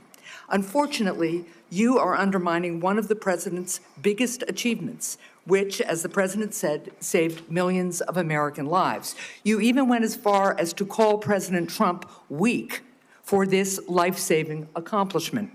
Last year, you tweeted that President Trump has a weakness for swamp creatures, and that Operation Warp Speed was among, here's your quote again, the most devastating impact of President Trump's weakness. So, Mr. Secretary, was Operation Warp Speed a monumental national achievement, as President Trump said? For the reason that I already said, and I assume you won't let me repeat, but I'm happy to if you want, yes, it was. Good. Assuming it is a monumental achievement, you've said it was, is it true that, as President Trump has said, he saved millions of American lives with the COVID-19 vaccine? Because you've just expressed great confusion about that to Senator Warner. The only confusion I expressed is exactly how many lives were saved. I don't think anybody knows that because of the data chaos. So multiple studies have shown that the vaccine reduced infections and severe diseases and saved at least 3 million lives in the United States and millions more abroad in the first 2 years of the pandemic. It's possible those are modeling studies. No, I will also note, just as you've been talking about data and your concern about it, the process for COVID vaccine approval was public, it was live streamed, and it was out in the open. Manufacturers and experts have publicly submitted data analysis, and when the FDA has asked for more, they've submitted more. They've done that for years. And the evidence is clear and supports what President Trump has said. The vaccine works, and it has saved millions of lives. Your own process, on the other hand, has not been transparent. You repeatedly choose to ignore data because it doesn't match your preconceived notions and lies. So you have said that the vaccine did save lives. You've said it was a monumental achievement. And given that, if you agree with President Trump that the vaccine saved millions of lives, why have you acted behind closed doors to overrule scientists and limit the freedom of parents to choose the COVID vaccine for their children? Why have you done that? For the COVID vaccine, I was removed by FDA because they were the industry. No, it was behind closed doors. No, it's not. And scientists who said they wanted to brief you on the science, scientists who wanted to understand why the FDA, why you unilaterally changed the parameters for giving vaccines, making it possible now, to Senator Cassidy's colleagues' points, that they're going to have to go off-label. This is crazy talk. You're just making stuff up. To prescribe a vaccine for children. I'm not making things up. Do you know how the FDA approval process works and what happens? Yeah, I know exactly. Do you know what an off-label prescription is? I know exactly how it works. I know exactly how it works. So why behind closed doors? It's not behind closed doors. The industry makes the studies, and they could not provide a study that said that it is effective for healthy kids. So when have you produced the data that you relied on and that this FDA relied on to change those parameters? You did it behind closed doors. No, the data is all public. Now parents who decide that they do want their children to have You're just COVID making vaccine stuff up, Senator. I'm not You're making just stuff making stuff up. You know, sometimes when you make an accusation, it's kind of a confession, Mr. Kennedy. So let's just settle with this. So here's what's going to happen. To Senator Warner's point, to the parents who are concerned all around the country, to people who want to get the COVID vaccine this fall, even if they're under 65, because the boosters have worked, there's been much less serious disease. People do not have the same level of threat and risk from COVID that they used to because of these vaccines. People who want to exercise their freedom of choice are being denied that. No, they aren't. Everybody can get the vaccine. Because you are citing data that you won't produce to the public. You're just and you making are things up. rejecting You're science. making things up to scare people, and it's a lie. Anybody can get that. With respect, I do not think I'm the one making things You up. are Thank you, lying Mr. Chair. right now, Senator. Senator Barrasso. Thanks, Mr. Chairman. Mr. Secretary, thanks for being with us today. I believe one of President Trump's greatest achievements was his bold and successful actions on COVID. When faced with a global pandemic, he didn't back down. He was determined to find a cure, and through Operation Warp Speed, a vaccine was developed that distributed quickly, safely, effectively, and I believe it saved many, many lives. I think it's a model of American ingenuity and public-private partnership. But this wasn't the first time an American president acted boldly to address disease and vaccines. There's a great book that's out, it's a prize-winning book called The Fate of the Day by Rick Atkinson, and he talks about the courageous efforts by George Washington. During the Revolutionary War, George Washington reversed his opposition to the smallpox vaccine, and he ordered that all the soldiers be vaccinated. It was among the most consequential decisions Washington would ever make. By protecting his troops from smallpox, Washington preserved the Continental Army, which allowed our nation to continue to fight for our independence. And like President Trump, I believe President Washington acted decisively to protect Americans' lives at a time of great national peril. So over the last 50 years, vaccines are estimated to have saved 154 million lives worldwide. I support vaccines. I'm a doctor. Vaccines work. Secretary Kennedy, in your confirmation hearings, you promised to uphold the highest standards for vaccines. Since then, I've grown deeply concerned. The public has seen measles outbreaks, leadership in the National Institute of Health questioning the use of mRNA vaccines, the recently confirmed director of Centers for Disease Control and Prevention fired. Americans don't know who to rely on. You know, recent polls said 89% of voters, 81% of Trump voters agree vaccine recommendations should come from trained physicians, scientists, public health experts. So, you know, they believe, you know, Senator Marshall, Senator Cassidy, they believe me when it comes to vaccines. If we're going to make America healthy again, we can't allow public health to be undermined. So could you explain what steps you're going to be taking to ensure vaccine guidance is clear, evidence-based, and trustworthy? We're going to make it clear, evidence-based, and trustworthy for the first time in history. For most, right now, you know, when I was a kid, I got 3 vaccines, I was fully compliant. Today's children have to get between 69 and 92 vaccines in order to be fully compliant, between maternity and 18 years. Only one of those 19 vaccines, 92 doses, only one of those vaccines has ever been tested against an inert placebo. And what we're doing now is any new vaccine that before it's approved and licensed will have to demonstrate safety against an inert placebo. And we're going to go back and do observational studies on the existing vaccines to see if they're linked to any of these chronic disease epidemics so that people can understand the risk profile of those products and make good assessments for their own health. So in 2 weeks, vaccine experts at the CDC are going to meet to discuss childhood vaccine recommendations. Parents and physicians depend upon this guidance to make decisions and to keep kids safe. And as I said, I support vaccines. I've been hearing from many of my medical colleagues, people I've known from medical school, residency, and when I practiced medicine in Wyoming, and there are real concerns that safe, proven vaccines like measles, like hepatitis B, and others could be in jeopardy. And that would put Americans at risk and reverse decades of progress. As we've seen over the last 4 years, the previous administration 4 years, when recommendations became politicized or were swayed by bias, that the public trust can be lost. So what safeguards are in place to ensure decisions are based solely on science and not politics? And how are you going to make sure doctors and parents can count on CDC guidance? I mean, Senator, I would point this out.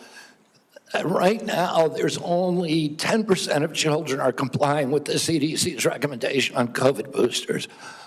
Only 15% of healthcare workers. So Americans have lost faith in CDC, and we need to restore that faith. And we're going to do that by telling the truth and not through propaganda, by making them understand that everything that we say is true, that we're going to tell them what we know, we're going to tell them what we don't know, and we're going to tell them what we're researching and how we're doing it, and we're going to be transparent. It's the only way to restore trust in the agency, by making it trustworthy. Thank you. Finally, with chronic diseases like you, I'm committed to addressing our nation's growing rate of chronic diseases. I think if we're going to make America healthy again, we need to support rural primary care providers that play a role. As a rural physician, I want to make sure we can prevent and manage chronic diseases in their communities, and I ask for you to continue to work with us specifically with regard to rural health. Thank you, Congressman. Senator Daines. Chairman Crapo, thank you. Secretary Kennedy, welcome. It's good to see you here again.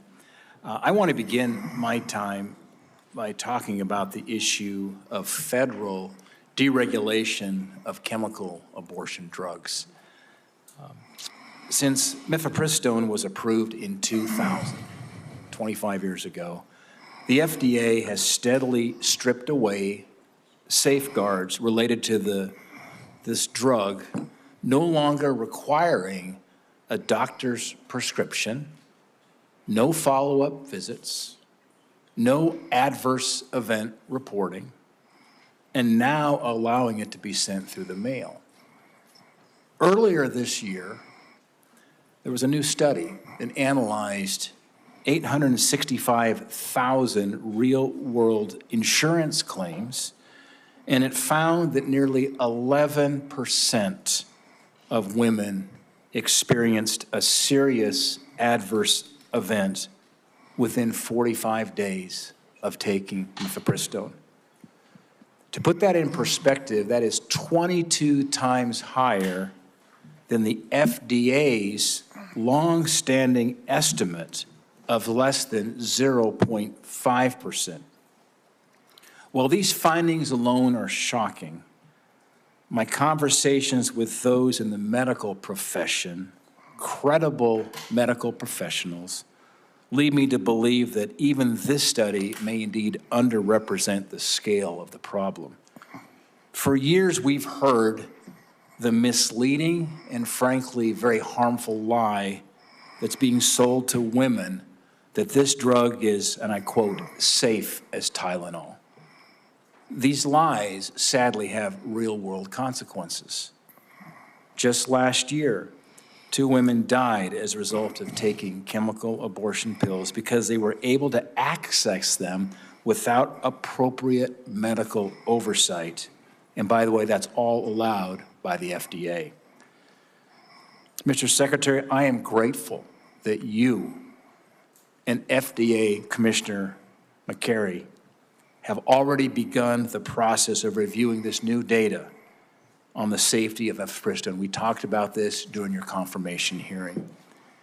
My question is, could you provide any update on the status and the scope of that review and whether the FDA intends to replicate studies like the one that I referenced? I think those are, I don't know if they're going to do an insurance claim study. That's one way to do it. I don't know exactly whether they're doing epidemiological studies or observational studies. I don't know exactly what they're doing, but I know I talked to Marty McCary about it yesterday, and he said those studies are progressing and that they're ongoing. So I will keep your office informed at every stage. Thank you. And I've had a really constructive conversation with the FDA Commissioner as well, McCary, and I mean, here's a very smart, data-focused, sincere type of leader. And we had a really good conversation. I want to encourage those conversations with you, Mr. Secretary, and that there's a follow-up here to make sure that the data that we now have exposed will be studied by the FDA and the appropriate actions considered. Given the legitimate safety concerns surrounding mifepristone and your actions to roll back other COVID emergency measures, will you repeal the COVID-era telemedicine allowance, given that we're repealing these COVID-era regulations and emergency measures? Would you repeal the COVID-era telemedicine allowance for chemical abortion drugs and restore the requirement for an in-person doctor visit? Senator, I need to get back to you on that. I don't know if the White House has yet taken a position on that. We will get back to you this week about that. Okay, all right. Thank you. I want to close with a quick Montana question. Earlier this week, the state of Montana submitted a Medicaid demonstration waiver application to CMS to strengthen the state's Medicaid expansion program. This waiver seeks to require community engagement and enhance cost sharing for working-age, able-bodied adults enrolled in the program. I applaud our governor, Gianforte, and Director Brereton for their proactive leadership in this space. My question is, Mr. Secretary, could you commit that CMS will work quickly in its consideration of Montana's waiver application? Absolutely. It sounds like the kind of waiver that we're looking for. Okay, thank you, Mr. Secretary. Thank you, Senator Johnson. Thank you, Mr. Chairman. Secretary Kennedy, first of all, thank you for your willingness to serve and for putting up with this abuse. 5 minutes is even close to refute all the falsehoods that have been confidently spewed during this hearing. We'll talk about real data here, okay? Well, first of all, thank you for breaking the logjam of information of HHS. My committee's got now over 8 million pages of information. Just in the first tranche, by the way, what we discovered is that the CDC, somebody in the federal health agencies, this interagency communication, hid the signal. They admitted there was a signal on myocarditis, and they hid it. They didn't warn the public. They didn't warn doctors. So that's just one instance of corruption and lies told by the CDC. We've got a lot of others we'll be rolling out, okay? So we held our first hearing and permanent subcommittee investigation on that hiding of the signal of myocarditis. We've heard a lot of studies, okay? As I've looked into science, it's been thoroughly corrupted. Here's data, and I'd like to enter this sheet into the record. I've been publishing this chart for, since really early 2021, when I'm on, for example, talk radio shows and they talk about this, they get deplatformed, or they were, because of all the censorship during the Biden administration. Here's the facts.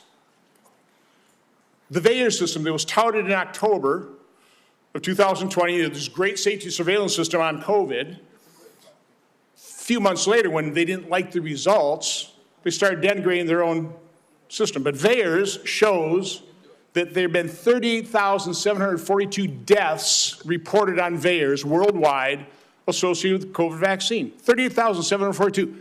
9,252 of those deaths occurred on the day of vaccination or within 1 or 2 days. Again, I agree with you. Nobody knows how many COVID deaths were because the information was completely corrupted.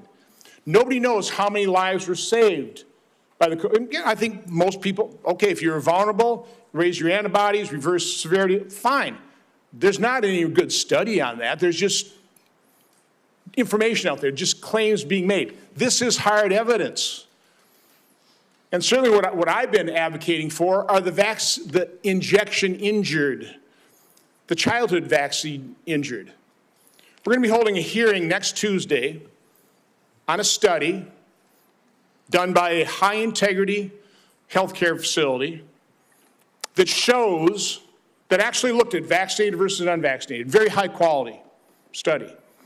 I'm not going to steal the thunder of Aaron Seary, who's going to be testifying on this.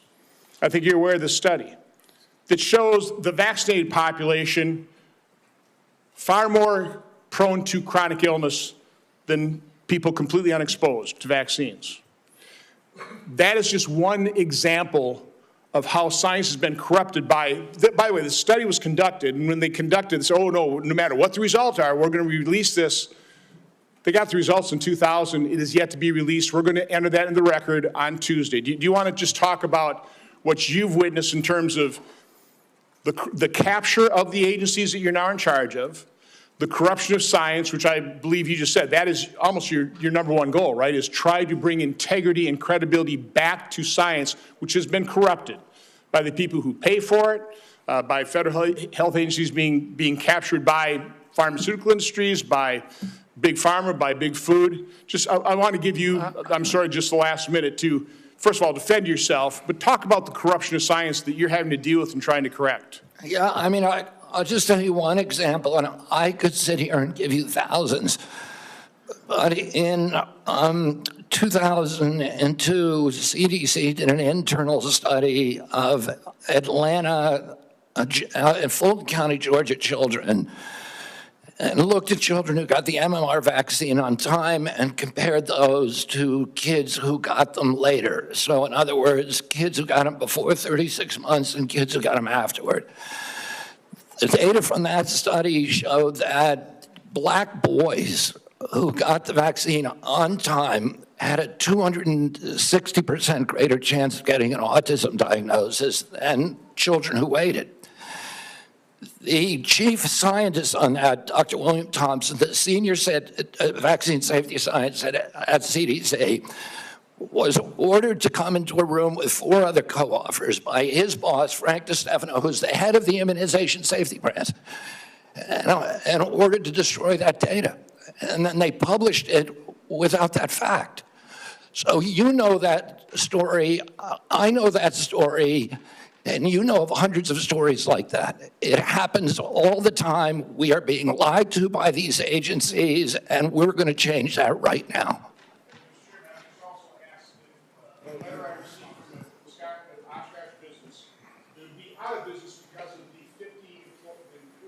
Mandate.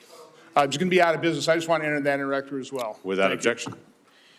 The committee will take a 5-minute quick break here just to allow just a moment of reset here, and then we'll start right back up again in about 5 minutes.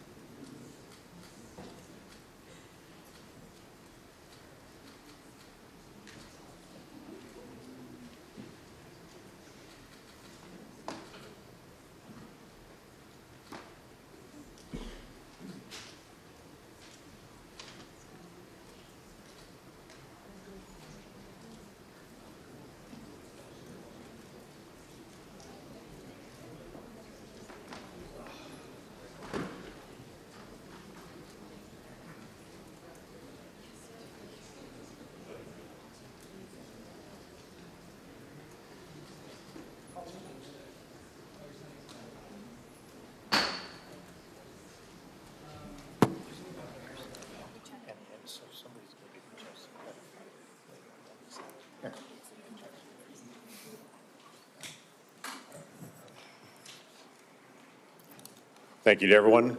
Committee is returning back from recess on this. Senator Whitehouse is recognized for questions. Thank you, Chairman. Mr. Secretary, I want to talk to you about Rhode Island. When you were last sitting there, here's what I said to you. I want to read it back to you because I want it to sink in. CMS has for years maintained a reimbursement system that the bureaucracy could never explain, never justify, that persistently pays Rhode Island providers less than neighboring Massachusetts and Connecticut providers, a difference of 23 and 26% in our regional healthcare market. Rhode Island's healthcare system is bleeding out because we aren't paid what neighboring hospitals and doctors are paid. And the one act that CMS took on this issue years ago was to make it worse. I raised that with you then. I've raised it since with Dr. Oz. I've raised it with CMMI Director Sutton. I would like to get action from CMS on that. One partial avenue of relief for Rhode Island is the AHEAD program. Rhode Island is a willing voluntary participant in the AHEAD program. Coming behind Rhode Island is Connecticut. What remains to be seen is whether the payment rates agreed to for Rhode Island will suffer the same discriminatory discount with respect to the AHEAD rates for Connecticut as Connecticut comes through. I've been able to get no assurances from CMS that they care one whit about this payment differential or that they see AHEAD as a means of resolving this injustice. Mr. Kennedy, our healthcare system is teetering as a result of this. This is not a casual matter, and I would really like to see you and Dr. Oz and Mr. Dutton put your attention onto this Rhode Island problem. There is no conceivable justification for paying a hospital in Fall River 23% more than Rhode Island Hospital when Rhode Island Hospital provides more and better services, as recognized by the Secret Service, which will take an injured president from Martha's Vineyard to the Rhode Island Hospital Trauma Center, flying right over St. Anne's Hospital in Fall River, yet Fall River gets paid more. It makes no sense, and it has to be resolved. The other problem that I mentioned to you is that I'm now in my 4th round of CMMI directors. It's bloody Groundhog Day, trying to get something done about how end-of-life patients are treated. I'm offering Rhode Island as a willing example of how we can do it better. It is idiotic and cruel to force a family to put their dying loved one through 3 days and 2 nights of a hospital before they can put them in a nursing home.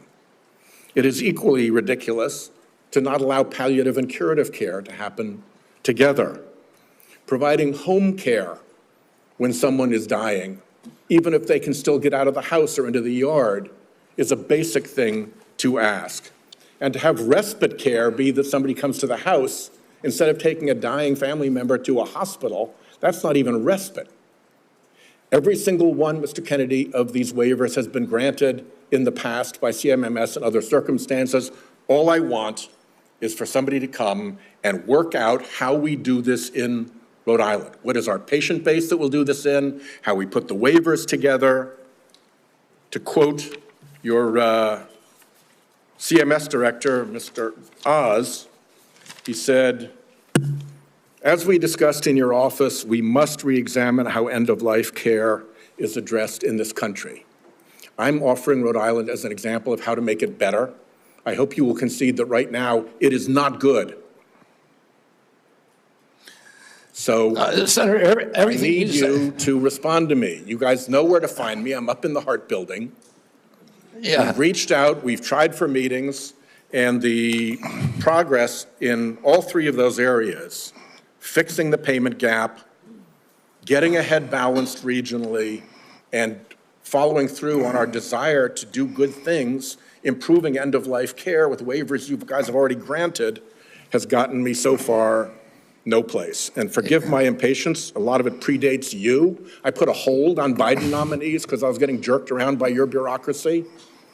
I'd like it to end and get some progress. Yeah, you know, Senator, you raised this during my confirmation hearing, and I said to you then, and you were very civil. You raised something that makes a lot of sense to the extent that we have the power to fix it at CMS. I'd like to do it. We've had the same kind of complaints from Vermont. But I said to you at that time, call me and let's come talk about this. You have my cell phone. You can call me anytime. I've never heard from you in 7 months. Call me up. I'd love to meet with you. I'll get Oz in the meeting, and what you're saying, particularly about at the end of life, it may be something we can do something about. I want to help, and let me know. We'll try. Forgive my frustration. You've got 30,000 employees. They could have reached out to me. They know where I live. Yes. Senator Cortez Masto. Secretary Kennedy, thank you for being here. In May, you said, and I quote, "I stand with President Trump to say, no more middlemen, no more foreign freeloaders, no more skyrocketing drug prices. We're putting American patients first and taking on big pharma to make America healthy again." Yet your record tells a different story. In July, Republicans handed big pharma a massive win. Their big, beautiful bill that they just passed shields billion-dollar drugs like Keytruda, the world's top-selling cancer drug, from Medicare negotiation. Keytruda has been on the market since 2014. It pulled in nearly $18 billion last year in the United States alone.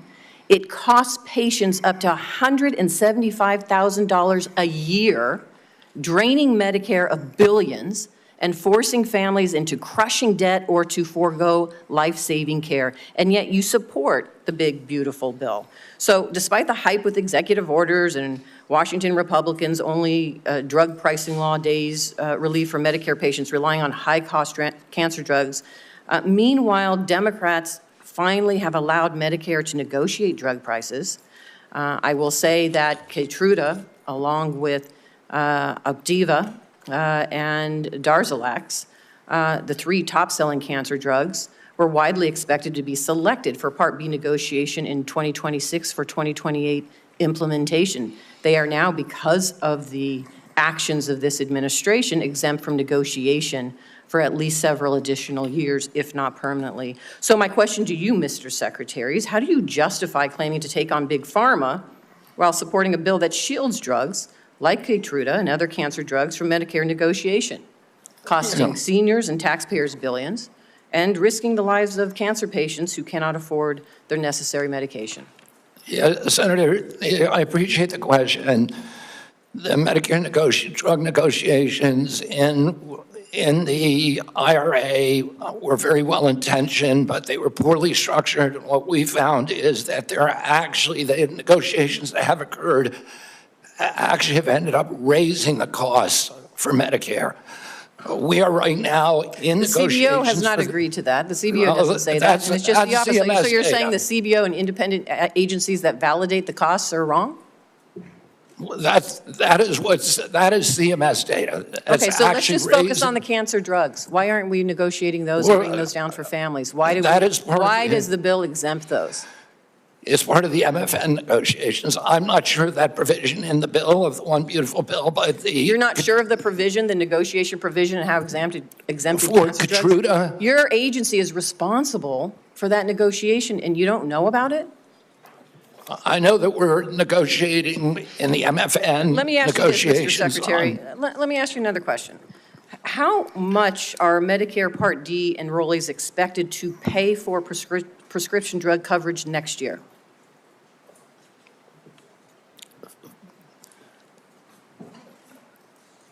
I think that is in debate right now. Let me tell you. Are you talking about the rate? They are going to pay $15 more than last year, up to $50 a month. Now, let me have a question for you on Part B. How much are Medicare Part B premiums expected to increase next year?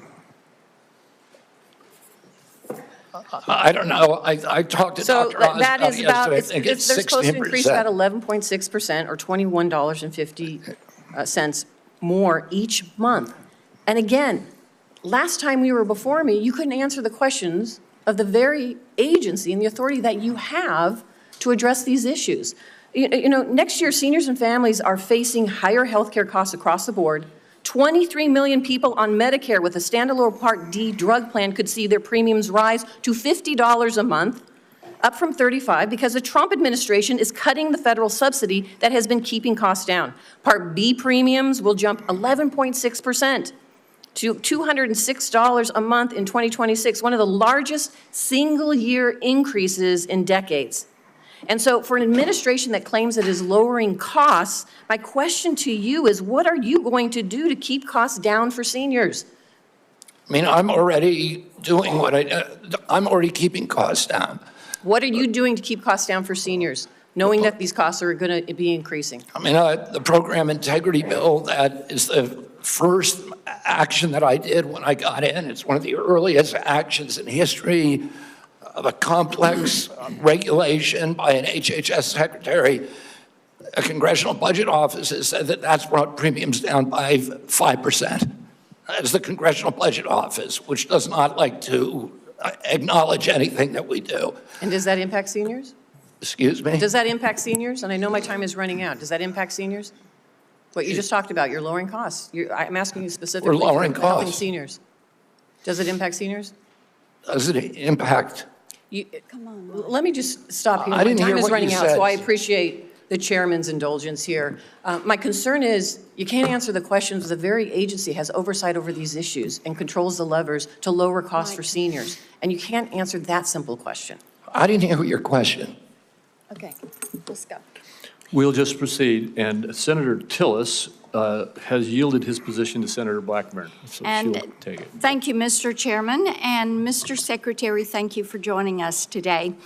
I appreciate the comments you've made about the Rural Health Transformation Program. That is something many of us worked on, and we were pleased to push that out of this committee, and I know Dr. Oz is moving forward with implementing that. I appreciate your comments to Senator Warner on the area wage index. He and I have worked on fixing that, and we appreciate your attention. I am delighted to know that you're going to end the revolving door and the conflicts of interest. I have found it so unseemly that people who work with a pharmaceutical or with a big food company then go back over into CDC or NIH or FDA, and then they're signing off on regulation for their former employer and many times their future employer. So we appreciate that. Senator Langford went to you on the PBMs. And as you are aware, my PBM Act that Senator Wyden worked with me on, that made it out of this committee last cycle. And making certain that we keep these rural pharmacies open, making certain that PBMs do not profit above what is their standard service fee, and that they have to disclose all their pricing.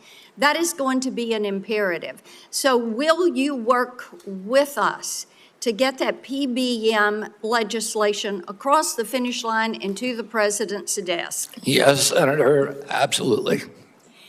Thank you. Interoperability is something that you have announced, a new interoperability framework to better align data sharing principles. And this is important to digital health. And as you're aware, when we passed 21st Century Cures in 2018, the Software Act and that health IT definition is something that I worked tirelessly on to get implemented. So what I want to hear from you is, how does CMS plan to align this new framework with the existing federal framework, and how are we going to be able to move forward with one national policy on interoperability? Well, I don't know if we, what we have right now is concrete commitments from the 60 top tech companies who we were able to convene to do data sharing, to do patient accessibility and to do interoperability. But I can't tell you how that's going to mesh. Then with the if you will have someone submit to me in writing what that pathway is, this is something that is essential if we're going to be able to benefit from that data. So having some specificity on the pathway will be helpful. I did want to talk with you. Last time you were here, I talked about the concerns on overprescribing prescription stimulant drugs for children. And there are ways that HHS can work collaboratively with state agencies on this and to actually promote more community-based intervention to combat overprescribing. And we all have seen the harmful side effects. And there's a lot of reporting out there on this and tremendous concern for grandmamas like me who see children and friends of our grandchildren who suffer with this. So I know your team is working on solutions. So you're going to have your Make Our Children Healthy Again strategy that you're going to release. But talk for a moment. We've got 30 seconds left. Talk for a moment on how you can better arm parents with information on the harmful side effects of overprescribing these stimulant drugs. I mean, one of the problems, Senator, is that, you know, we now have 1 out of every 5 kids on these drugs and the antidepressants, even more. And we know very little about the long-term impacts because NIH and CDC have been asleep at the wheel. Right now, we are doing those studies. We're doing extensive studies so that we can warn parents and so that we can force the companies to put labels on their products. And, you know, we'll do whatever we can to show that, just to get data out to the public. That's really what our function is. And to show what the long-term impact of some of these drugs is. You know, are we actually preventing suicide or are we creating more suicide? And that's something that we don't know the answer to, which is, you know, how did these drugs become so common in our society without us even knowing the answer to those questions? That is malpractice at these agencies, and that is the malpractice that I am going to fix. Thank you. Thank you. Senator Warren. Thank you, Mr. Chairman. So last November, while you were under consideration to become Secretary of Health and Human Services, Mr. Kennedy, you said, quote, if vaccines are working for somebody, I'm not going to take them away. No exceptions, no ifs, ands, or buts. You would not take away vaccines from anyone who wanted them. Then last week, you announced that the COVID-19 vaccine is no longer approved for healthy people under the age of 65. In announcing the change, you said the vaccine will be available for anyone who wants it. Now, obviously, both things cannot be true at the same moment. So let's clear this up right now, Secretary Kennedy. Will you tell America that all adults and all children over 6 months of age are eligible to get a COVID booster at their local pharmacy today? Anybody can get the booster. I'm sorry? Anybody can get it, Senator. Anybody. So you're saying that is now the official rule of HHS. Anybody is eligible to get a booster by just walking into the pharmacy. It's not recommended for healthy people. No. If you don't recommend, then the consequence of that in many states is that you can't walk into a pharmacy and get one. It means insurance companies don't have to cover the $200 or so cost.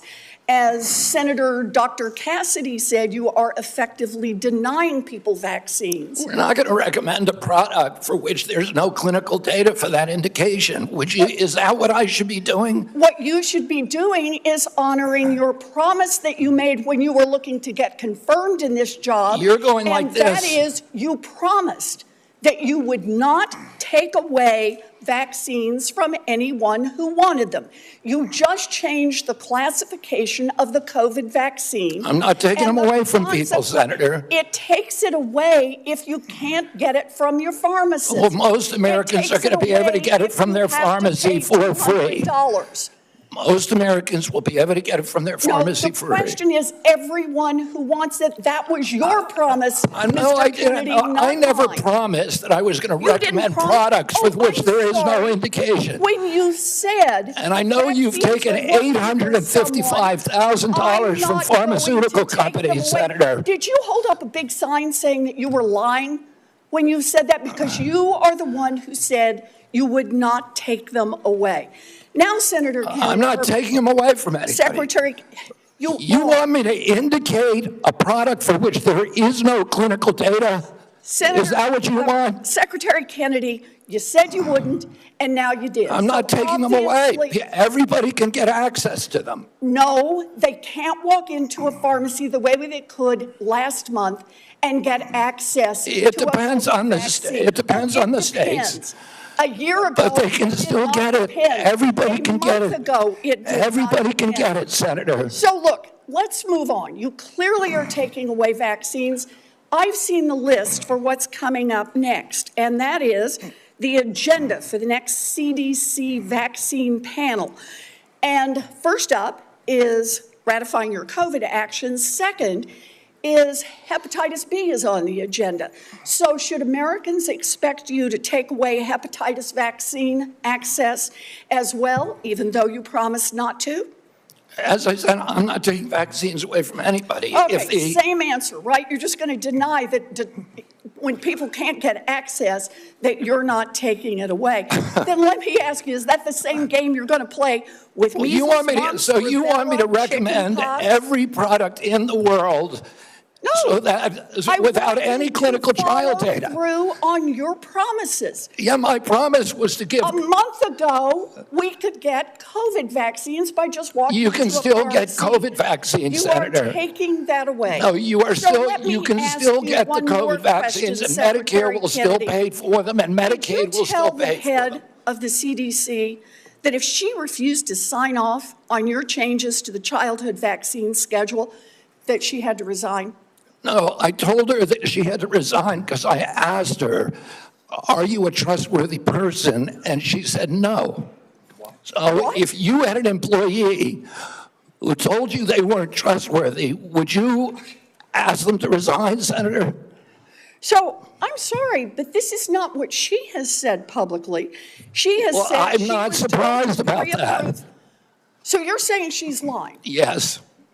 Every conversation I had with her, there And were let me get this witnesses. straight. This is the same person that less than a month earlier, you stood next to her and described her as unimpeachable. And you had full confidence in her, and that you had full confidence in her scientific credentials. And in a month, she became a liar? Is Yeah, that what you you're should saying? ask her what changed. And by the way, a month ago, you were voting against her. Oh, because you thought she was either incompetent, ineligible, or unsuited to the task. I voted Now I against her agree because with I you. was afraid she was going to bend the knee to you and Donald Trump.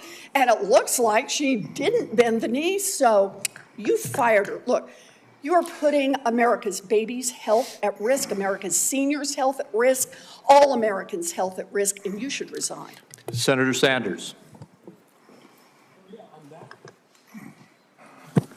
Just want to pick up on Senator Warren's point. Are you telling us that the former head of CDC went to you, you asked her, are you a trustworthy person? And she said, no, I am not a trustworthy person? She didn't say, no, I'm not a trustworthy person. She said, no. Wow. Giving a quote. And I asked her No, twice. 1 second. And you're also repeating now that she is a liar, correct? What she wrote in the Wall Street Journal. If she wrote that I fired her because she refused to sign on in advance for the ASIP committee, no, that's not accurate. All right, so you're calling her a liar, and I look forward to her coming before the Help Committee, maybe this committee as well. All right, Mr. Secretary, I've got a bunch of questions. Appreciate brevity in answering it. So-called beautiful bill threw 15 million Americans off of health care, substantially raised premiums, and is going to have a terrible impact on nursing homes, community health centers, rural hospitals all over America. Very briefly, is that really making America healthy again? It's going to have it's going to be the biggest infusion of federal dollars into rural health care in American history. Yeah, you know why? Because you're cutting $150 billion for rural hospitals. You're putting $50 billion back. That's not an infusion. That's a loss of $100 billion. All right, next question.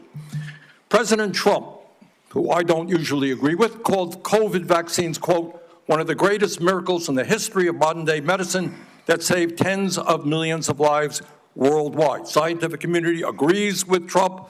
Lancet study found that it prevented almost 20 million deaths during their first year of use. Secretary Kennedy, are President Trump and the medical community right, or do you still believe that the COVID vaccine was, quote, the deadliest vaccine ever made?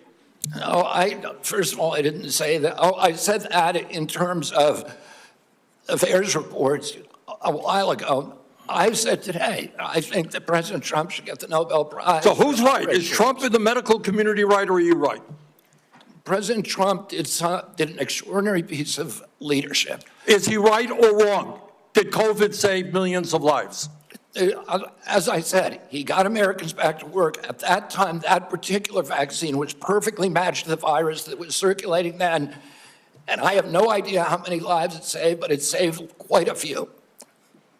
You know, what I find a little bit weird in this discussion, I'm hearing it over and over again this morning, Mr. Chairman, is we've got the entire medical community on one side. You got the AMA representing hundreds of thousands of doctors, the American Academy of Pediatrics, the American Public Health Association.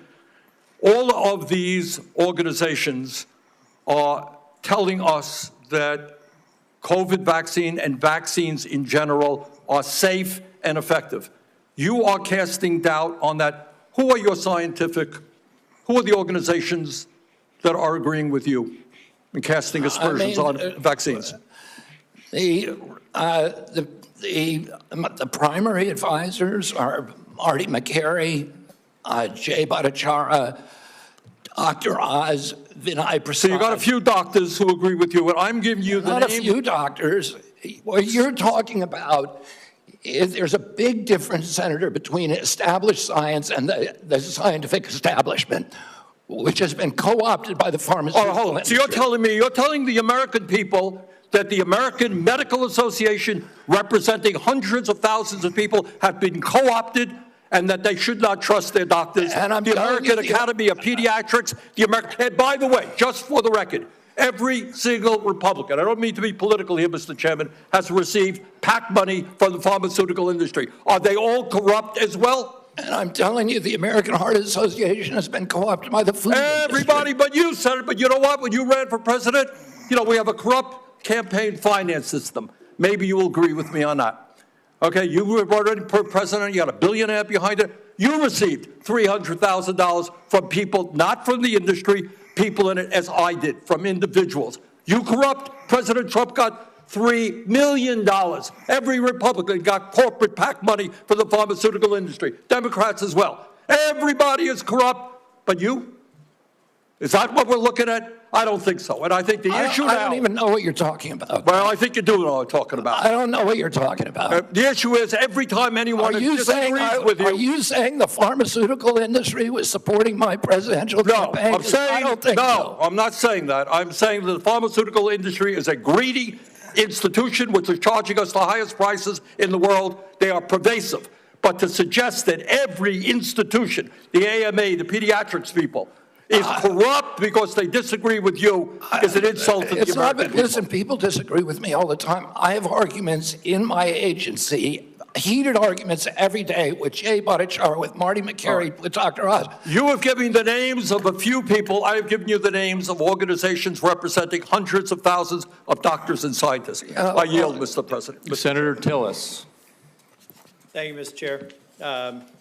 Secretary Kennedy, thank you for being here. A couple of times you asked people if they were making a statement or a question. What I think I may do, just to give you a breather, is to make a statement with a lot of questions. And just for the record, I'd like for you to have the opportunity to have your staff respond.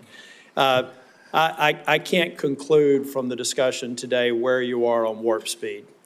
So I would like the definitive statement on on exactly where you are. Was it good? Was it bad? Were there things that worked? Were there things that didn't work? I can't discern that from what you said here. I, for one, think that it was a signature accomplishment of President Trump, and the mRNA platform is something. I agree with that. I look forward to you giving us a detailed statement on exactly where you are with warp speed. I'm not a doctor. I'm not a trial lawyer. I'm a boring management consultant. Another question that we'll submit in the record, I'll give you directionally where we're going. I don't see how you go over 4 weeks from a public health expert with unimpeachable scientific credentials, a longtime champion of MAHA values, caring and compassionate and brilliant microbiologist, and 4 weeks later, fire her because at least the public reports say because she refused to fire people that work for her. So as somebody who advised executives on hiring strategies, number one, I would suggest in the interview, you ask them if they're truthful rather than 4 weeks after we took the time of the U.S. Senate to confirm the person just for the future nominee that we're going to have to consider. But I do also believe that some of your statements seem to contradict what you said in the prior hearing. You said you're going to empower the scientists at HHS to do their job. I'd just like to see evidence where you've done that, and I'm sure that you will have some. You will do nothing that makes it difficult or discourages people from taking vaccines. There seem to be several reports that would seem to refute that, but I'd rather you just respond to it. I'm not going to come here and impose my belief over any of yours. That, again, seems to be contradictory to the firing of a CDC director, the canceling of mRNA research contracts, firing advisory board members, attempting to stall NIH funding, eliminating funding for the I think $500 million for further mRNA research, and just want an answer for it. On H.R. 1, I believe you know my concerns about H.R. 1. I've had several meetings with, and H.R. 1 is the big, beautiful bill, OB3, whatever the brand is. But I'm still, I've got an office with 60 staff, including half of them in state office. I've had 3 different estimates of the economic impact on the state of North Carolina. Can I get your commitment? And I have been looking for somebody that's far more resourced than an office of 30 people up in here in D.C. to disprove my estimates with respect to the impact on North Carolina, period. And I've yet to have anybody. I would love to be embarrassed and be wrong, but I would like to get your commitment for people to tease through the numbers that I provided before the vote on H.R. 1 that says that if you normalize 3 independent estimates across a broad spectrum, $25 billion over 10 years. I don't need your response now. I want somebody to destroy my estimates because to this point, the most resourced health agency in the world has only given me word salad responses, and I need that so that we can prepare for the response. $25 billion over 10 years is half of the rural relief fund over 5 years. And so we just need to have that fact as a matter of policy so that we can go in North Carolina and absorb it. And I know every state's different, and I'm assuming every one of my colleagues here have done the math for their states, not focused on that. But I want you to destroy my estimates if they're in fact wrong, and I want you to acknowledge them if in fact they're right. That will come into question as well. Mr. Kennedy, you've stated multiple times in response to other members' questions that scientists were lying. We'll go back to the record in cases where you've said that. I'd just like to see the scientific evidence to substantiate that. I'm going to stipulate that you were honest and you had research behind it. We'll go back and figure out what scientific studies you believe are founded on lies and not scientifically viable. And then finally, I just want to give you an opportunity. Apparently in the exchange with Senator Bennett, you said you agreed with Dr. Levy's statements, who said that the mRNA vaccine caused serious harm, including death, particularly in young people. They said you agreed with that comment. Did you agree with that comment or not? I think that's true, yes. Okay, thank you. Thank you, Mr. Chair. Thank you, Mr. Tillis. We now have Senator Smith. You're recognized. Thank you, Mr. Chair. So, Mr. Kennedy, I have sat here for the last many minutes, and listened carefully to your testimony. And I think actually Senator Tillis laid out so many of the ways that what you have said has contradicted yourself and others. It's, I mean, I don't even know where to start. So I'm going to start here. Over the last 8 months, you have claimed to make America healthy again. But in actual fact, you have led the charge in the Trump administration to destroy what is best in our healthcare system. And your denials and your evasion and your lies here do not change that. You are the Secretary of the Health and Human Services.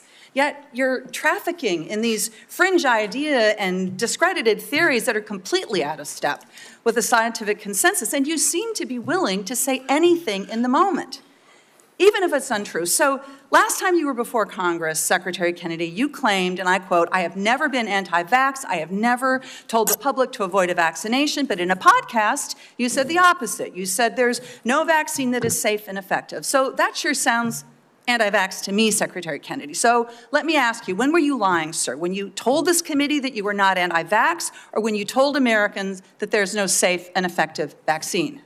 Both things are true. Oh, so more denial, more back and forth. I mean, here's what I know. Here's what I know. You want me to explain why, Senator? You just No, want actually, I want you to listen to me. Okay, go ahead. I want you to listen to me, because I've been listening to you. You said that ACIP is an independent panel after you stocked it with your picks. You said that you want evidence-based science, but it seems that what you mean is evidence that supports your view, not the scientific consensus. I mean, you dared to sit there and call my colleague from New Hampshire a liar when she presented you with facts that don't support your view of the world. It's incredible. But let me move on. Just last week, in the days after the tragic shooting at Annunciation Catholic School in my home state of Minnesota, you went on Fox News blaming school shootings on antidepressants. You have no evidence of that because you have no evidence of a connection. And you want to talk about... You're just saying something. You're just making stuff up. You know, this is what you say, right? No, Secretary Kennedy, when someone no. presents you with information that does not fit I did not blame that shooting. I have no idea whether... I have no idea, and I never said that. You're making it up. You're twisting. Yeah, you are. Secretary you are being Kennedy, dishonest right now. If you want to talk about mental health and gun violence in this country, if you want to talk about mental health and gun violence in this country, we should be talking about that, because that's what the parents of Annunciation School You don't want to talk. You want to about. harangue, and you want to politically. You want to have partisan politics. That is I want to actually solve these problems. Secretary Kennedy, what the Trump administration is doing right now is making it harder for people in this country to get access to mental health care. So don't talk to me about solving the mental health care crisis when you are making it harder. You cut Medicaid, which is the #1 payer for mental health care services in this country. You decimated the agency at Health and Human Services that focuses on mental health and substance abuse. That's what states count on. They're cutting their services to schools as a result of that. Several years ago, in a bipartisan way, Congress came together and passed the Safer Communities Act, which made important investments in mental health care and did some important, though small things, to reduce access to guns. What do? You propose cutting that funding. This is what we're talking about in your leadership in the Department of Health and Human Services. If you want radical transparency, as you talk about, I mean, take a look at what you are doing. And, you know, I've heard a lot about MAHA today while we've been here. There's a lot of Americans, Secretary Kennedy, who trust you, who believe what you say, especially when you say you're standing up to corruption. And I think that they need to know, you apparently have a lot of influence with President Trump. Did you ask him not to roll back these regulations that are stopping the big corporations from dumping heavy metals and endocrine disruptors into our soil and water? I mean, there's no evidence that you have been even opposing that. Did you do anything to stop the Trump administration from rolling back this handout to big pharma that makes it easier for the big drug companies to charge more for cancer drugs? No, you presided over that. I mean, it's stunning, really, what's happened over the last 8 months. It's stunning to me. And I just hope that in this moment, our colleagues, there's hardly anybody left in this room, are going to think about what it is that you've done, what your legacy is going to be at the Health and Human Services Agency, and pay attention to the damage that is being done here. Senator Marshall. All right, thank you, Chairman, and welcome, Mr. Secretary. One of your themes for the CDC is transparency. And I think when I hear you talk about transparency, I think part of that is sharing what you know, what the CDC knows with parents so that they can make decisions. Behind me, yeah, I know it's gonna be hard to see from there, I can barely read it. This is the current CDC recommendations for vaccines for children. On day number 1, they get their first jab, a hepatitis vaccine. By the time they're 18 months, they've had 18 jabs. By the time they get to be able to vote, they have 76 jabs. Now, when I listen, what I hear you say is that, look, vaccines are drugs. We need a measured response and a measured, when do we use this? It's interesting that the United States has put age 65 and older for COVID vaccine. UK has chosen 75 and France 80. Obviously, scientists disagree exactly when that should or shouldn't be.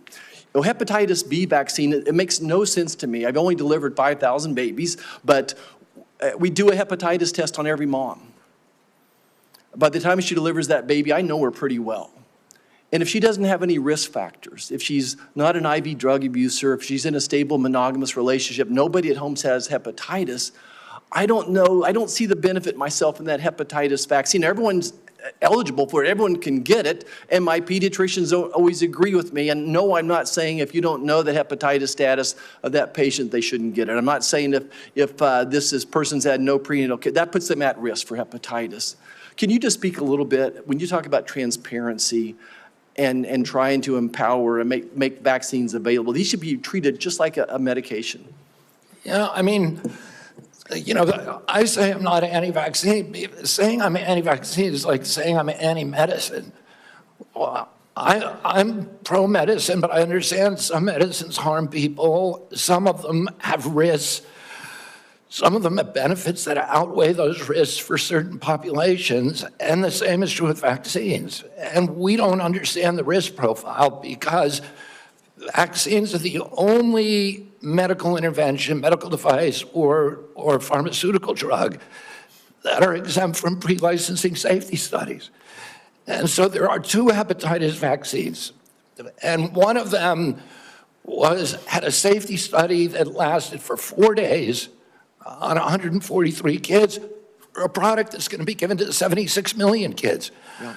The risk profile prior to the introduction of the vaccine, the risk of a baby dying from hepatitis B was 1 in 7 million.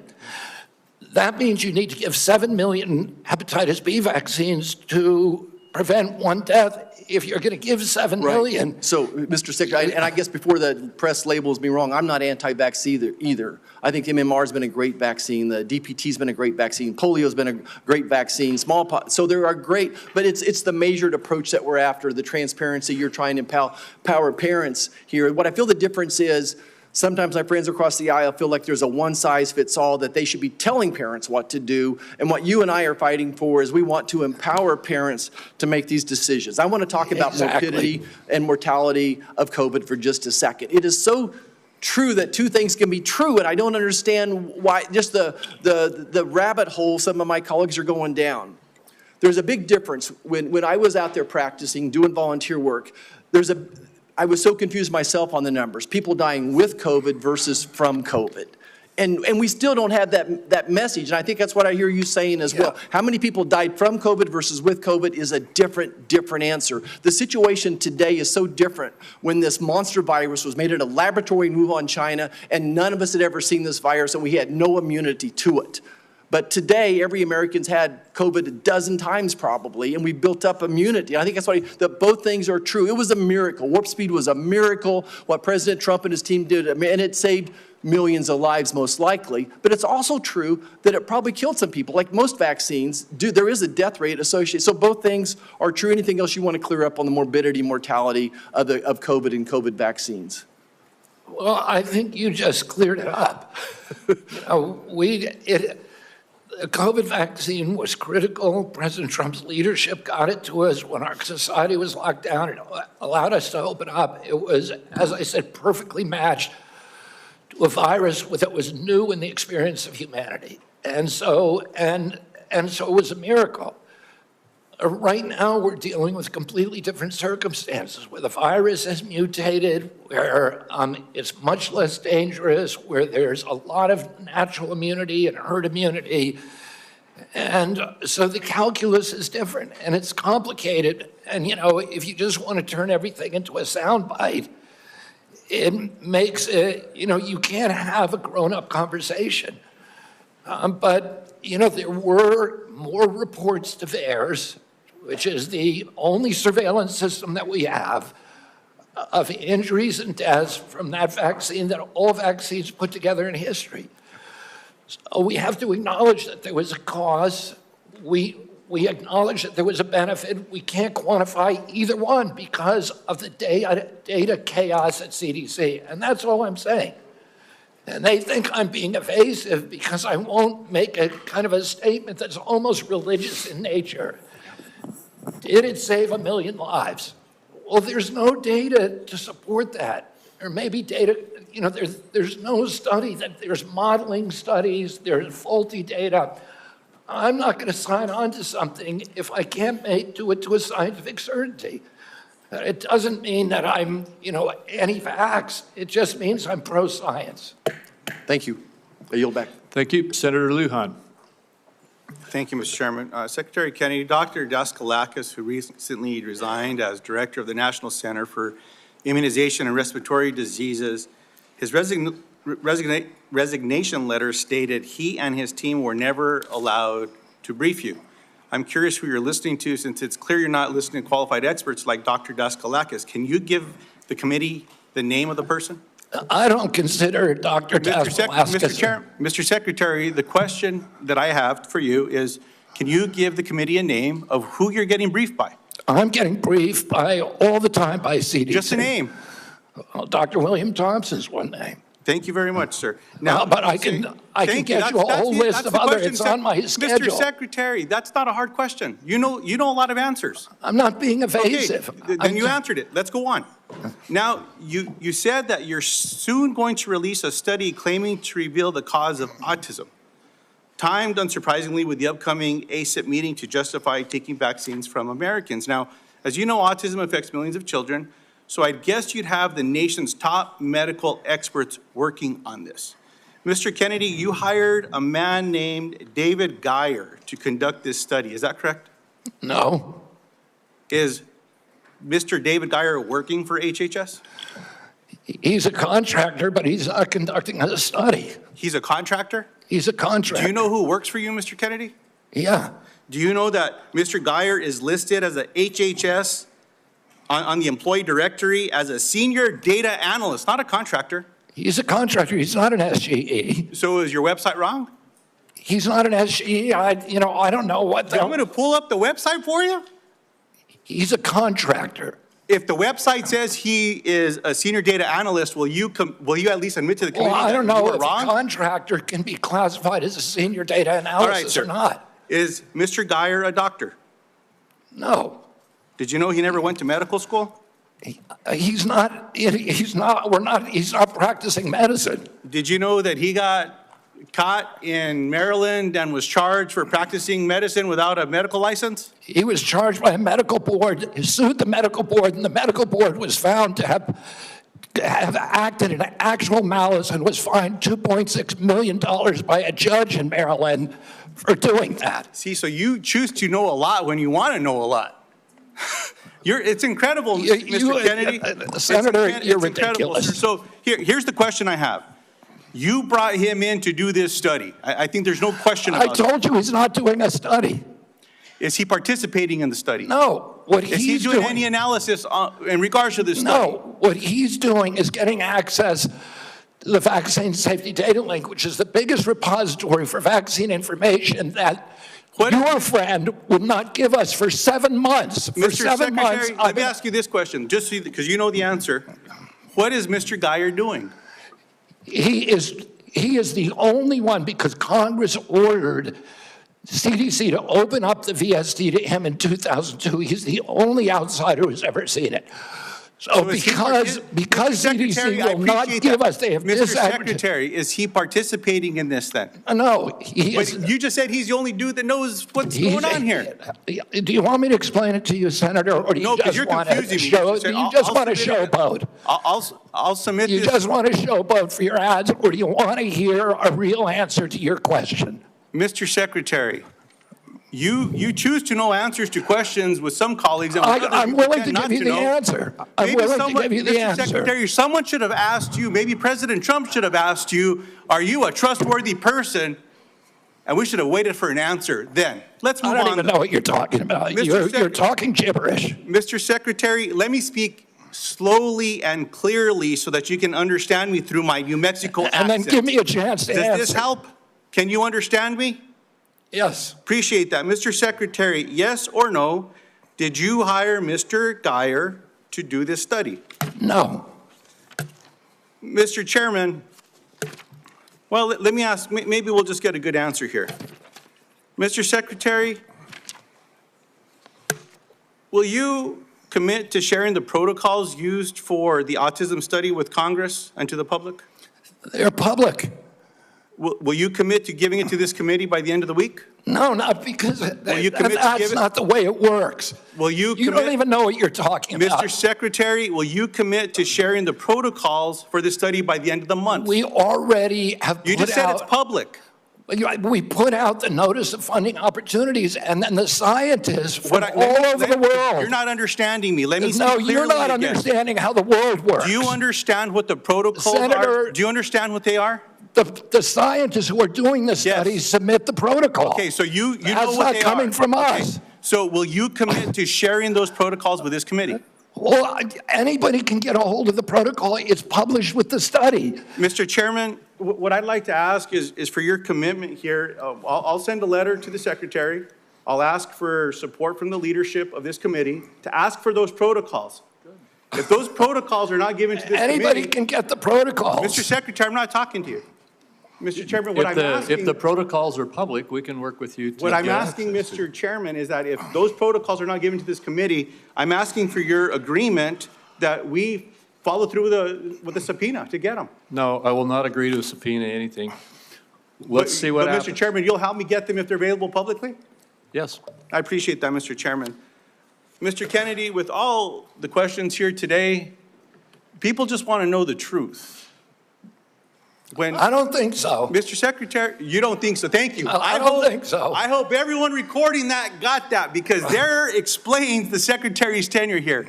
Look, 2 young ladies in Las Cruces, New Mexico at a town hall recently gave me this starfish pin. I was going to give it to you today, but after your questioning today, I don't think you deserve it, because what this represents is to remember that every one of us can make a difference, sir, to something as small as a starfish on a beach that maybe got washed up, you throw it back in the ocean. You might not save them all, but you can save one.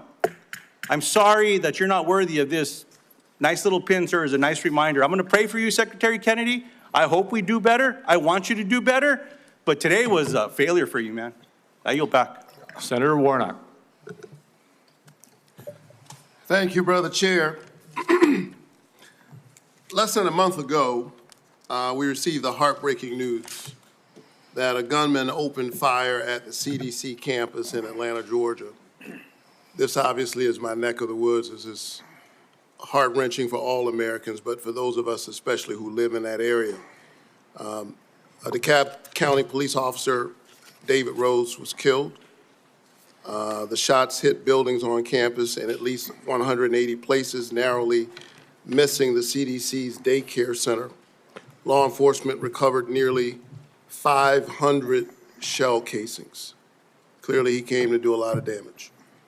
It's a miracle, and thanks to the quick action of Metro Atlanta and state law enforcement, more people were not killed. The Georgia Bureau of Investigation announced that prior to the attack, the gunman expressed discontent with the COVID vaccine and, quote, wanted to make the public aware of his distrust of the vaccines. Secretary Kennedy, I assume you are aware of these disturbing reports of the gunman's motives? Yes. And, I understand that some people may have concerns about new medical breakthroughs, but those people don't have the world's top medical experts working under them. You've been over HHS for 7 months now. Have you ever been briefed by CDC's career immunization officials to discuss your concerns? And by the way, every member of this panel has criticized President Trump and demonized him. Have you ever Are been you briefed? complicit in the assassination attempts on President Trump? Sir, I'm asking the questions. You are the witness. It's a simple yes or no question. Have you ever been briefed by CDC's career immunization officials to discuss their concerns? Yes, I have. What was the answer? Yes.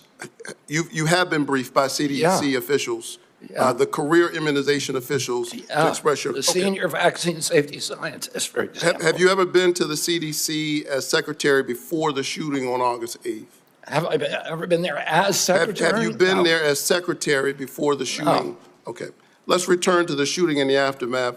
Secretary Kennedy, I'm about to ask you a series of yes or no questions about the events of the past month, and I would appreciate just a yes or no response. You called Dr. Manarez to your office on August 25th for a meeting. Is that correct? Yes or no? It could be. I just don't know the date. I'd have to check my calendar. Was Jim O'Neill the man you just appointed as acting director of CDC in the room on whatever date you met with him, since you can't recall? Was he in the room when you met with Dr. Manarez? In that meeting, did you criticize Dr. Manarez for her statements to CDC following the shooting where she said, quote, misinformation can be dangerous? I don't believe so. I have no recollection. You don't believe you criticized her? Oh, I criticized her. Did you criticize Not her? for that. Did you criticize her? I don't even. Did you criticize her for her statements to CDC workers following the shooting? Did I what? Did you demand that she fire career scientists or public experts at the CDC? Yes. Did you demand that she accept the recommendations of your hand-picked vaccine advisory panel without further review by career CDC scientists? No, I did not. You didn't ask for her commitment ahead of time that she would accept the recommendations from the advisory panel? You're denying what that? I asked her about is she had made a statement that she was going to not sign on, and I wanted clarification about that. Did you tell her to accept the advisory panel's recommendations? I told her I didn't want her to have a rule that she's not going to sign on to it. Did you say that the CDC was, quote, the most corrupt federal agency in the history of the world? Not the history of the world, but definitely within HHS. Did you say that? I did not say that, but I did say it's the most corrupt agency in HHS, and maybe the government. So you called the CDC corrupt. Did you say that CDC staff are, quote, horrible people? Horrible people? Did you say that they're killing children and they don't care? No. Okay, I think that we all have a history of listening to you and these answers, but you're on the record for a number of these statements. Despite your lack of credentials and expertise, clearly you have an agenda. It is a threat to the public health of the American people. It's clear that you are carrying out your extremist beliefs, which is why you attempted to fire Dr. Senator, we're the sickest people in the world. I'm we're the sickest people on earth. I'm speaking. How am I a threat? Secretary Kennedy, for the first time, we're seeing deaths from children from measles. We haven't seen that in 2 decades. We're seeing that under your watch. You are a hazard to the health of the American people. Can I respond to that, Senator? No, I claim back my time. We need to wrap up. You are a hazard to the health of the American people. I think that you ought to resign. And if you don't resign, the President of the United States, who put forward Operation Warp Speed, which worked, should fire you. Thank you so much. Senator Welch. Mr. Chairman, thank you. I want to sum up, and I want to make 3 points. First, we have a healthcare affordability crisis in this country. And second, Secretary Kennedy's policies is making that affordability crisis worse, not better. And third, Mr. Chairman, the United States Senate is not doing its job. Healthcare. Citizens of the United States, our employers, our taxpayers and our families pay the most and get the least. That has been persistent and chronic, and it's not being addressed, it's being aggravated. Let me be specific. In Vermont, a family of 4 that makes $82,000 in income with premium support on Obamacare now pays $6,970 for their health care premium. That is going to increase $23,000 to $30,000. That is unaffordable, it's shocking, and it's cruel. The big beautiful bill that we're talking about, Vermonters are going to lose 45,000 families lose health care. That is going to be a hammer blow to our hospitals because those folks who lose health care don't get a guarantee they won't get sick, and they're going to show up at our community hospitals. Our community hospitals are going to treat them, and they aren't going to be compensated. And it's why Vermont community hospitals are on a financial thin ice, and that's true that about 338 hospitals around our country are in danger of closing. Second, Mr. Chairman, I believe the Secretary made assurances to this committee, and he has not kept the promises he made. Prices have not come down, they've gone up. He assured Senator Cassidy that he would not change the standards for vaccine review. Yet since his confirmation, all 17 members of the Vaccine Advisory Board have been fired by him. He has limited the use of COVID-19 vaccine, and he has inexplicably canceled $500 million in vaccine research and funding. So, I'm not surprised. Stephen Miller credited you with being the crown jewel of the cabinet. And my observation about the crown jewel of the cabinet and the policies of folks who get rewarded are the ones who fire those in service that speak truth to power. Susan Menares, we've gone over that, fired because she refused to fire herself, staff without cause, and refused to rubber stamp changes to the vaccine schedule without data. The head of the Bureau of Labor Statistics was fired because she gave a report with honest numbers about the job report. CIA Russia expert who'd been there for 30 years, fired after the meeting with Putin.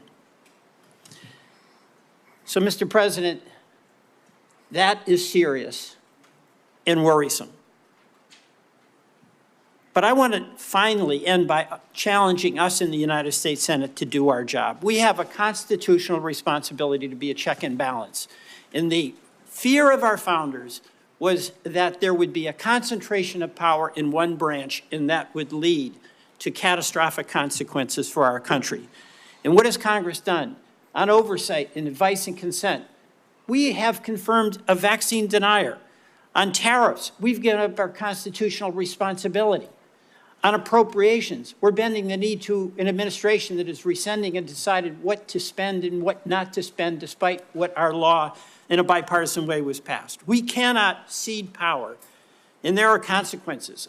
A crumbling healthcare system, a deficit exploding, and our allies losing faith in us. Mr. Secretary, in the past, you have accused some of my colleagues of being in the pocket of pharma shills. You did that with Senator Warren today. You've done it in the past with Senator Bennett and Senator Sanders. You are not a pharma shill. But I believe we have to fight pharma and bring down the prices. And Senator Cortez Masto spoke about the legislation that we now have that would reverse the $5 billion handout to Big Pharma in the One Big Beautiful Bill. And when I leave today, with Senator Wyden, we are going to go to the floor and seek unanimous consent to pass our legislation that would reverse that giveaway. And I ask you to put your policy in your body where your mouth is, and join us in supporting that bill to restore price negotiation power so those pharma prices can come down from being the highest in the world to something within range of reason. Mr. Chairman, I yield back. Thank you very much. Senator Young. Welcome to the committee, Mr. Secretary. It's my intention not to raise my voice and to give you an opportunity to respond to an inquiry. I'm going to begin with long COVID. It shouldn't be a surprise to you. During each of our meetings, we've discussed my interest in making sure our government does its part to address this challenge, which afflicts, by most recent estimates, over 20 million Americans. They have been diagnosed. There are a number of others we know that go undiagnosed. Over 400 million people worldwide suffer from this at a cost of $1 trillion a year, which is roughly 1% of global GDP. This, we know, has had impacts on participation in the workforce, therefore our own GDP. So it's serious on a number of fronts. It's my hope we can come up with some therapeutics for this condition. One of the real barriers to that is seeing that we are able to launch more clinical trials. I want to get your update on how the clinical trials are going, what plans you might have in the works to increase the number of clinical trials as it pertains to long COVID. Yeah, Senator, there was a project funded, a long COVID project at NIH. There was a huge amount of money spent on it. It yielded nothing. I agree with that. Right, and I think you know that we are doing now a different approach. We're launching a long COVID consortium. We're bringing together the best doctors in the country who have developed reputations for being able to treat long COVID. And one of them is a doctor that actually... Dr. Bruce Patterson. Yeah, Bruce Patterson, and then Dr. Jordan Vaughn, also from Florida. There's a number of them who are doing spectacular things where patients are reporting extraordinary progress. We want to get them all involved, all in one room. We want to identify the protocols that are working. This is something that did not happen during COVID. It was all ivory tower science, and the doctors who are on the ground were ignored. The same thing happened during the HIV crisis. Yes. And we're trying to do something different, which so is my really time's limited. You mentioned ivory tower. And so that's a segue into a statistic that I've become familiar with over the years. It takes roughly 18 years for proven interventions, pharmacological or other types of medical interventions, to make their way out into the field. If we assume, I think a conservative estimate, 12 to 15 years until we have any really acceptable therapeutics for a long COVID, that's a cheerful estimate. Plus the 18 years until it finds its way into clinical practice, people roughly my age will pass. Actuarially speaking, they will pass before there's any acceptable therapeutics. So we need to accelerate our current activities.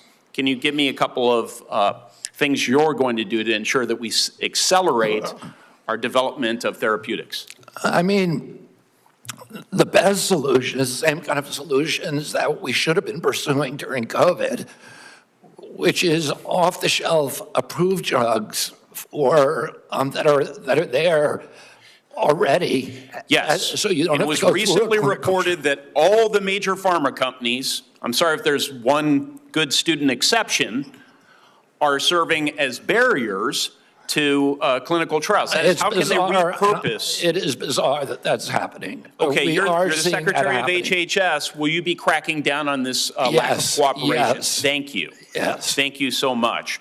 Will you also be exploring research partnerships with other countries, seeing as I've established this is a global challenge? Yes. Okay. And that's what we should have done during HIV. It's what we should have done during COVID. Yes. Will you also be exploring whether ARPA-H, which has different research of protocols than NIH? NIH is very good at what they do, but it takes them a really long time to prove things because of their rigorous process. ARPA is more practical, right? And so one could imagine ARPA-H tackling this challenge. Will you be encouraging I'm this? absolutely open to that, Senator. Okay.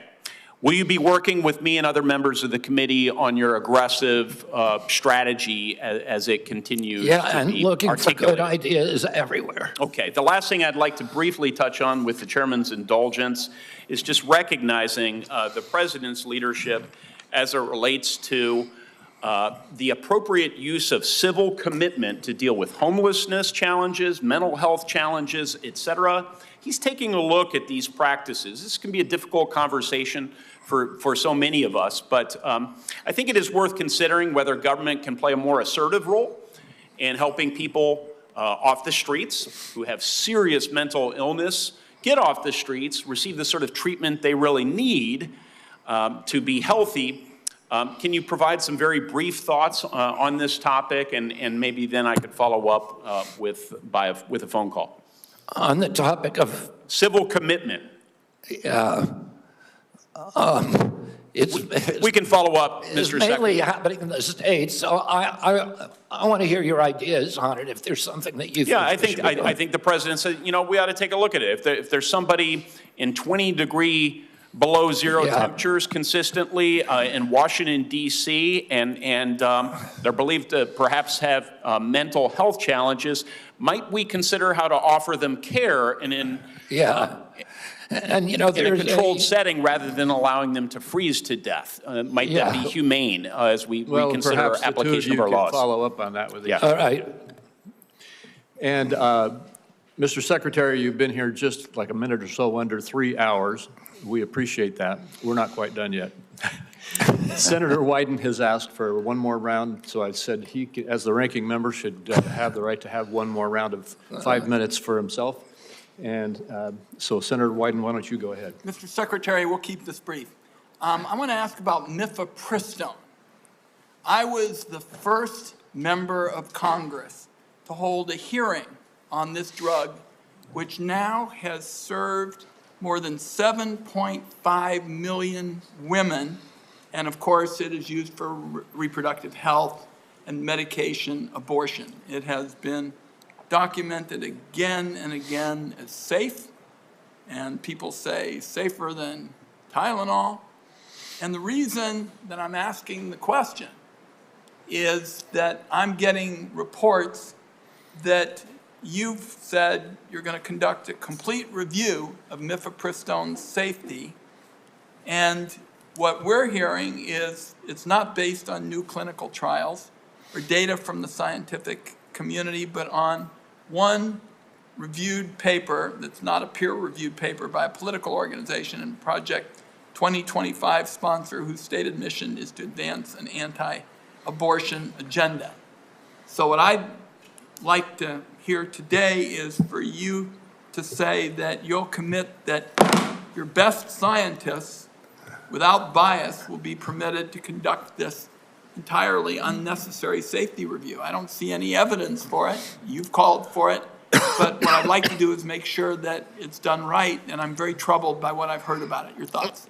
You have my commitment. Okay.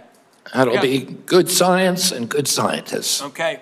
We'll get back to you to talk about specifically how that's going to play out, but I appreciate that.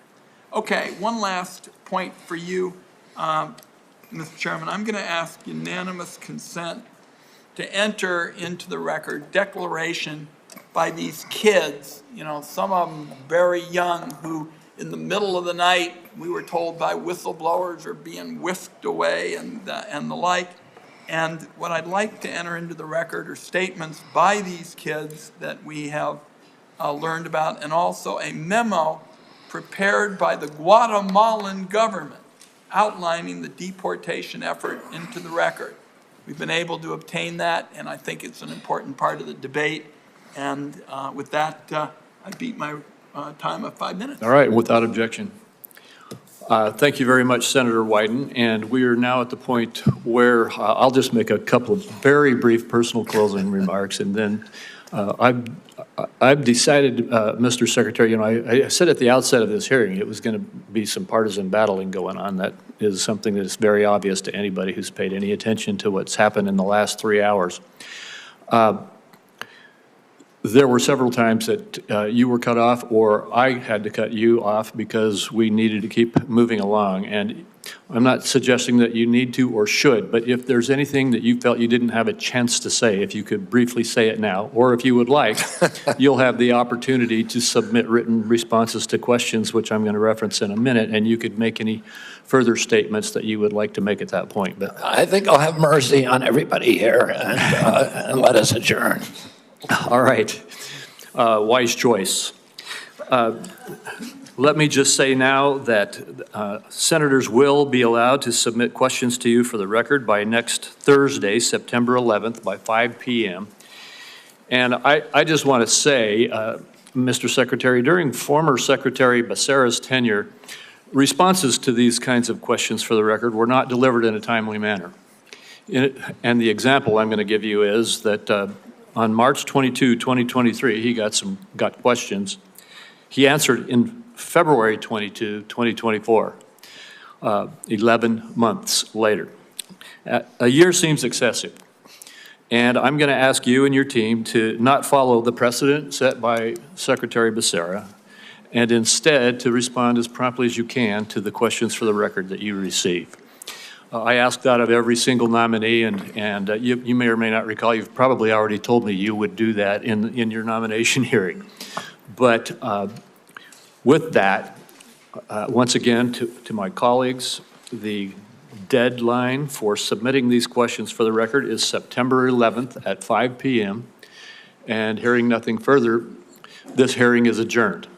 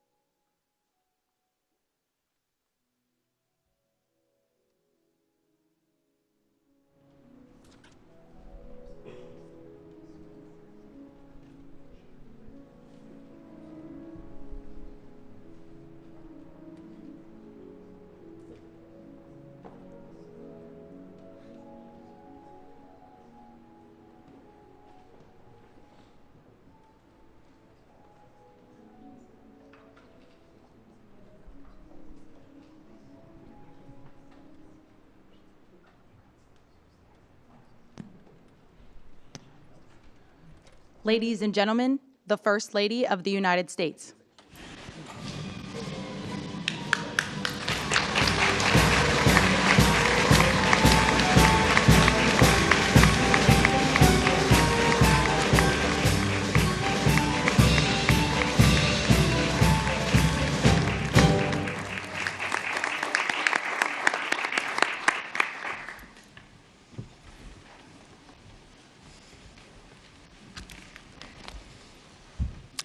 Good afternoon, and welcome to the White House. It's a beautiful event today. So thank you for joining me to address this important issue. Secretaries Wright, McMahon, Rawlings, and Chavez-DeRemier. It's wonderful to be here today alongside private sectors, leaders like Mr. Pichai, Mr. Karishma, Mr. Wilson, and the many more visionaries from across industry. We are living in a moment of wonder, and it is our responsibility to prepare children in America. Cars now steer themselves through our cities. Robots hold steady hands in the operating room. And drones are redefining the future of war. Innovations of first-generation humanoids, factory automation, and autonomous vehicles have surged from private sector investment. Every one of these advancements is powered by AI. The robots are here.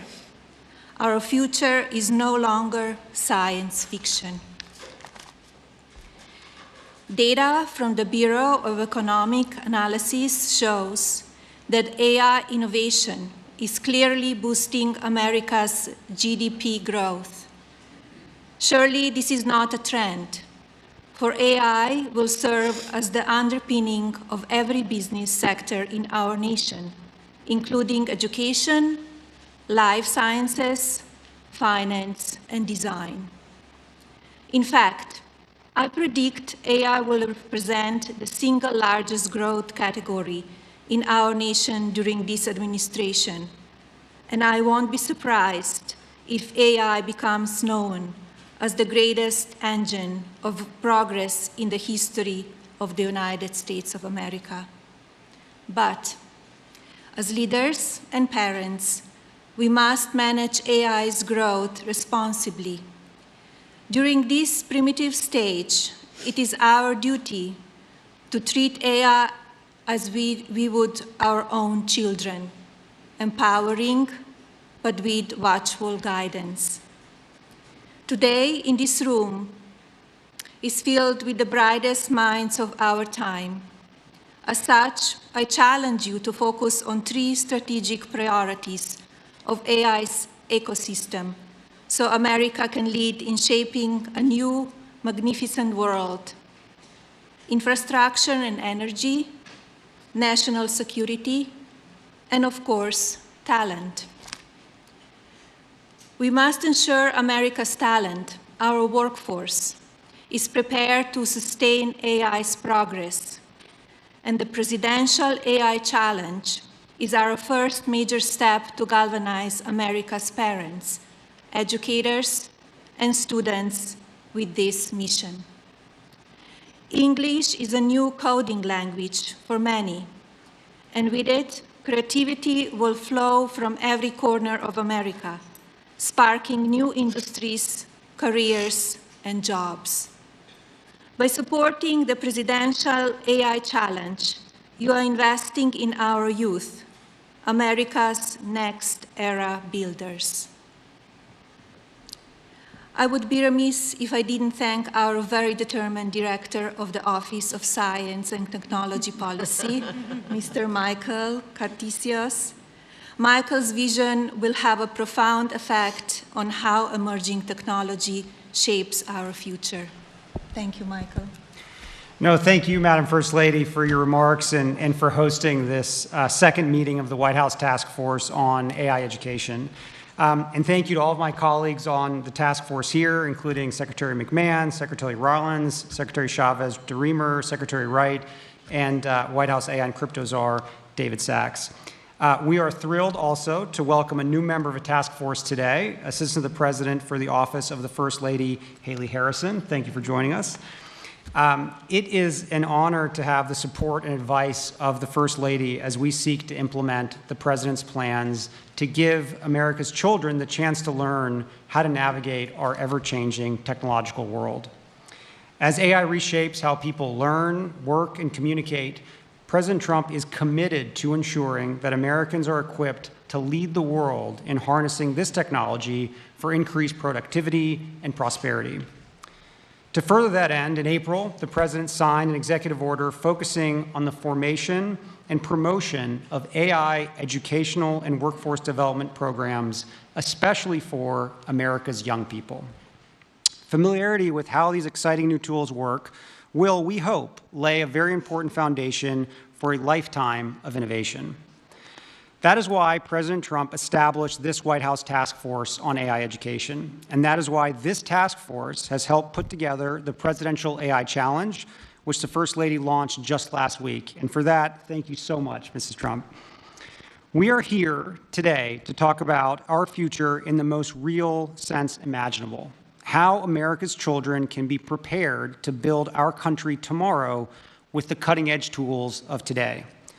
We are proud and grateful to announce new steps in fulfilling the mission of this task force and the President's vision for this AI challenge, as we welcome leaders from business, nonprofit, and education who are putting America's future first by pledging their resources to support AI training for American students, educators, workers, and families. So all of you here who are participating in the pledge, thank you for your generous pledges.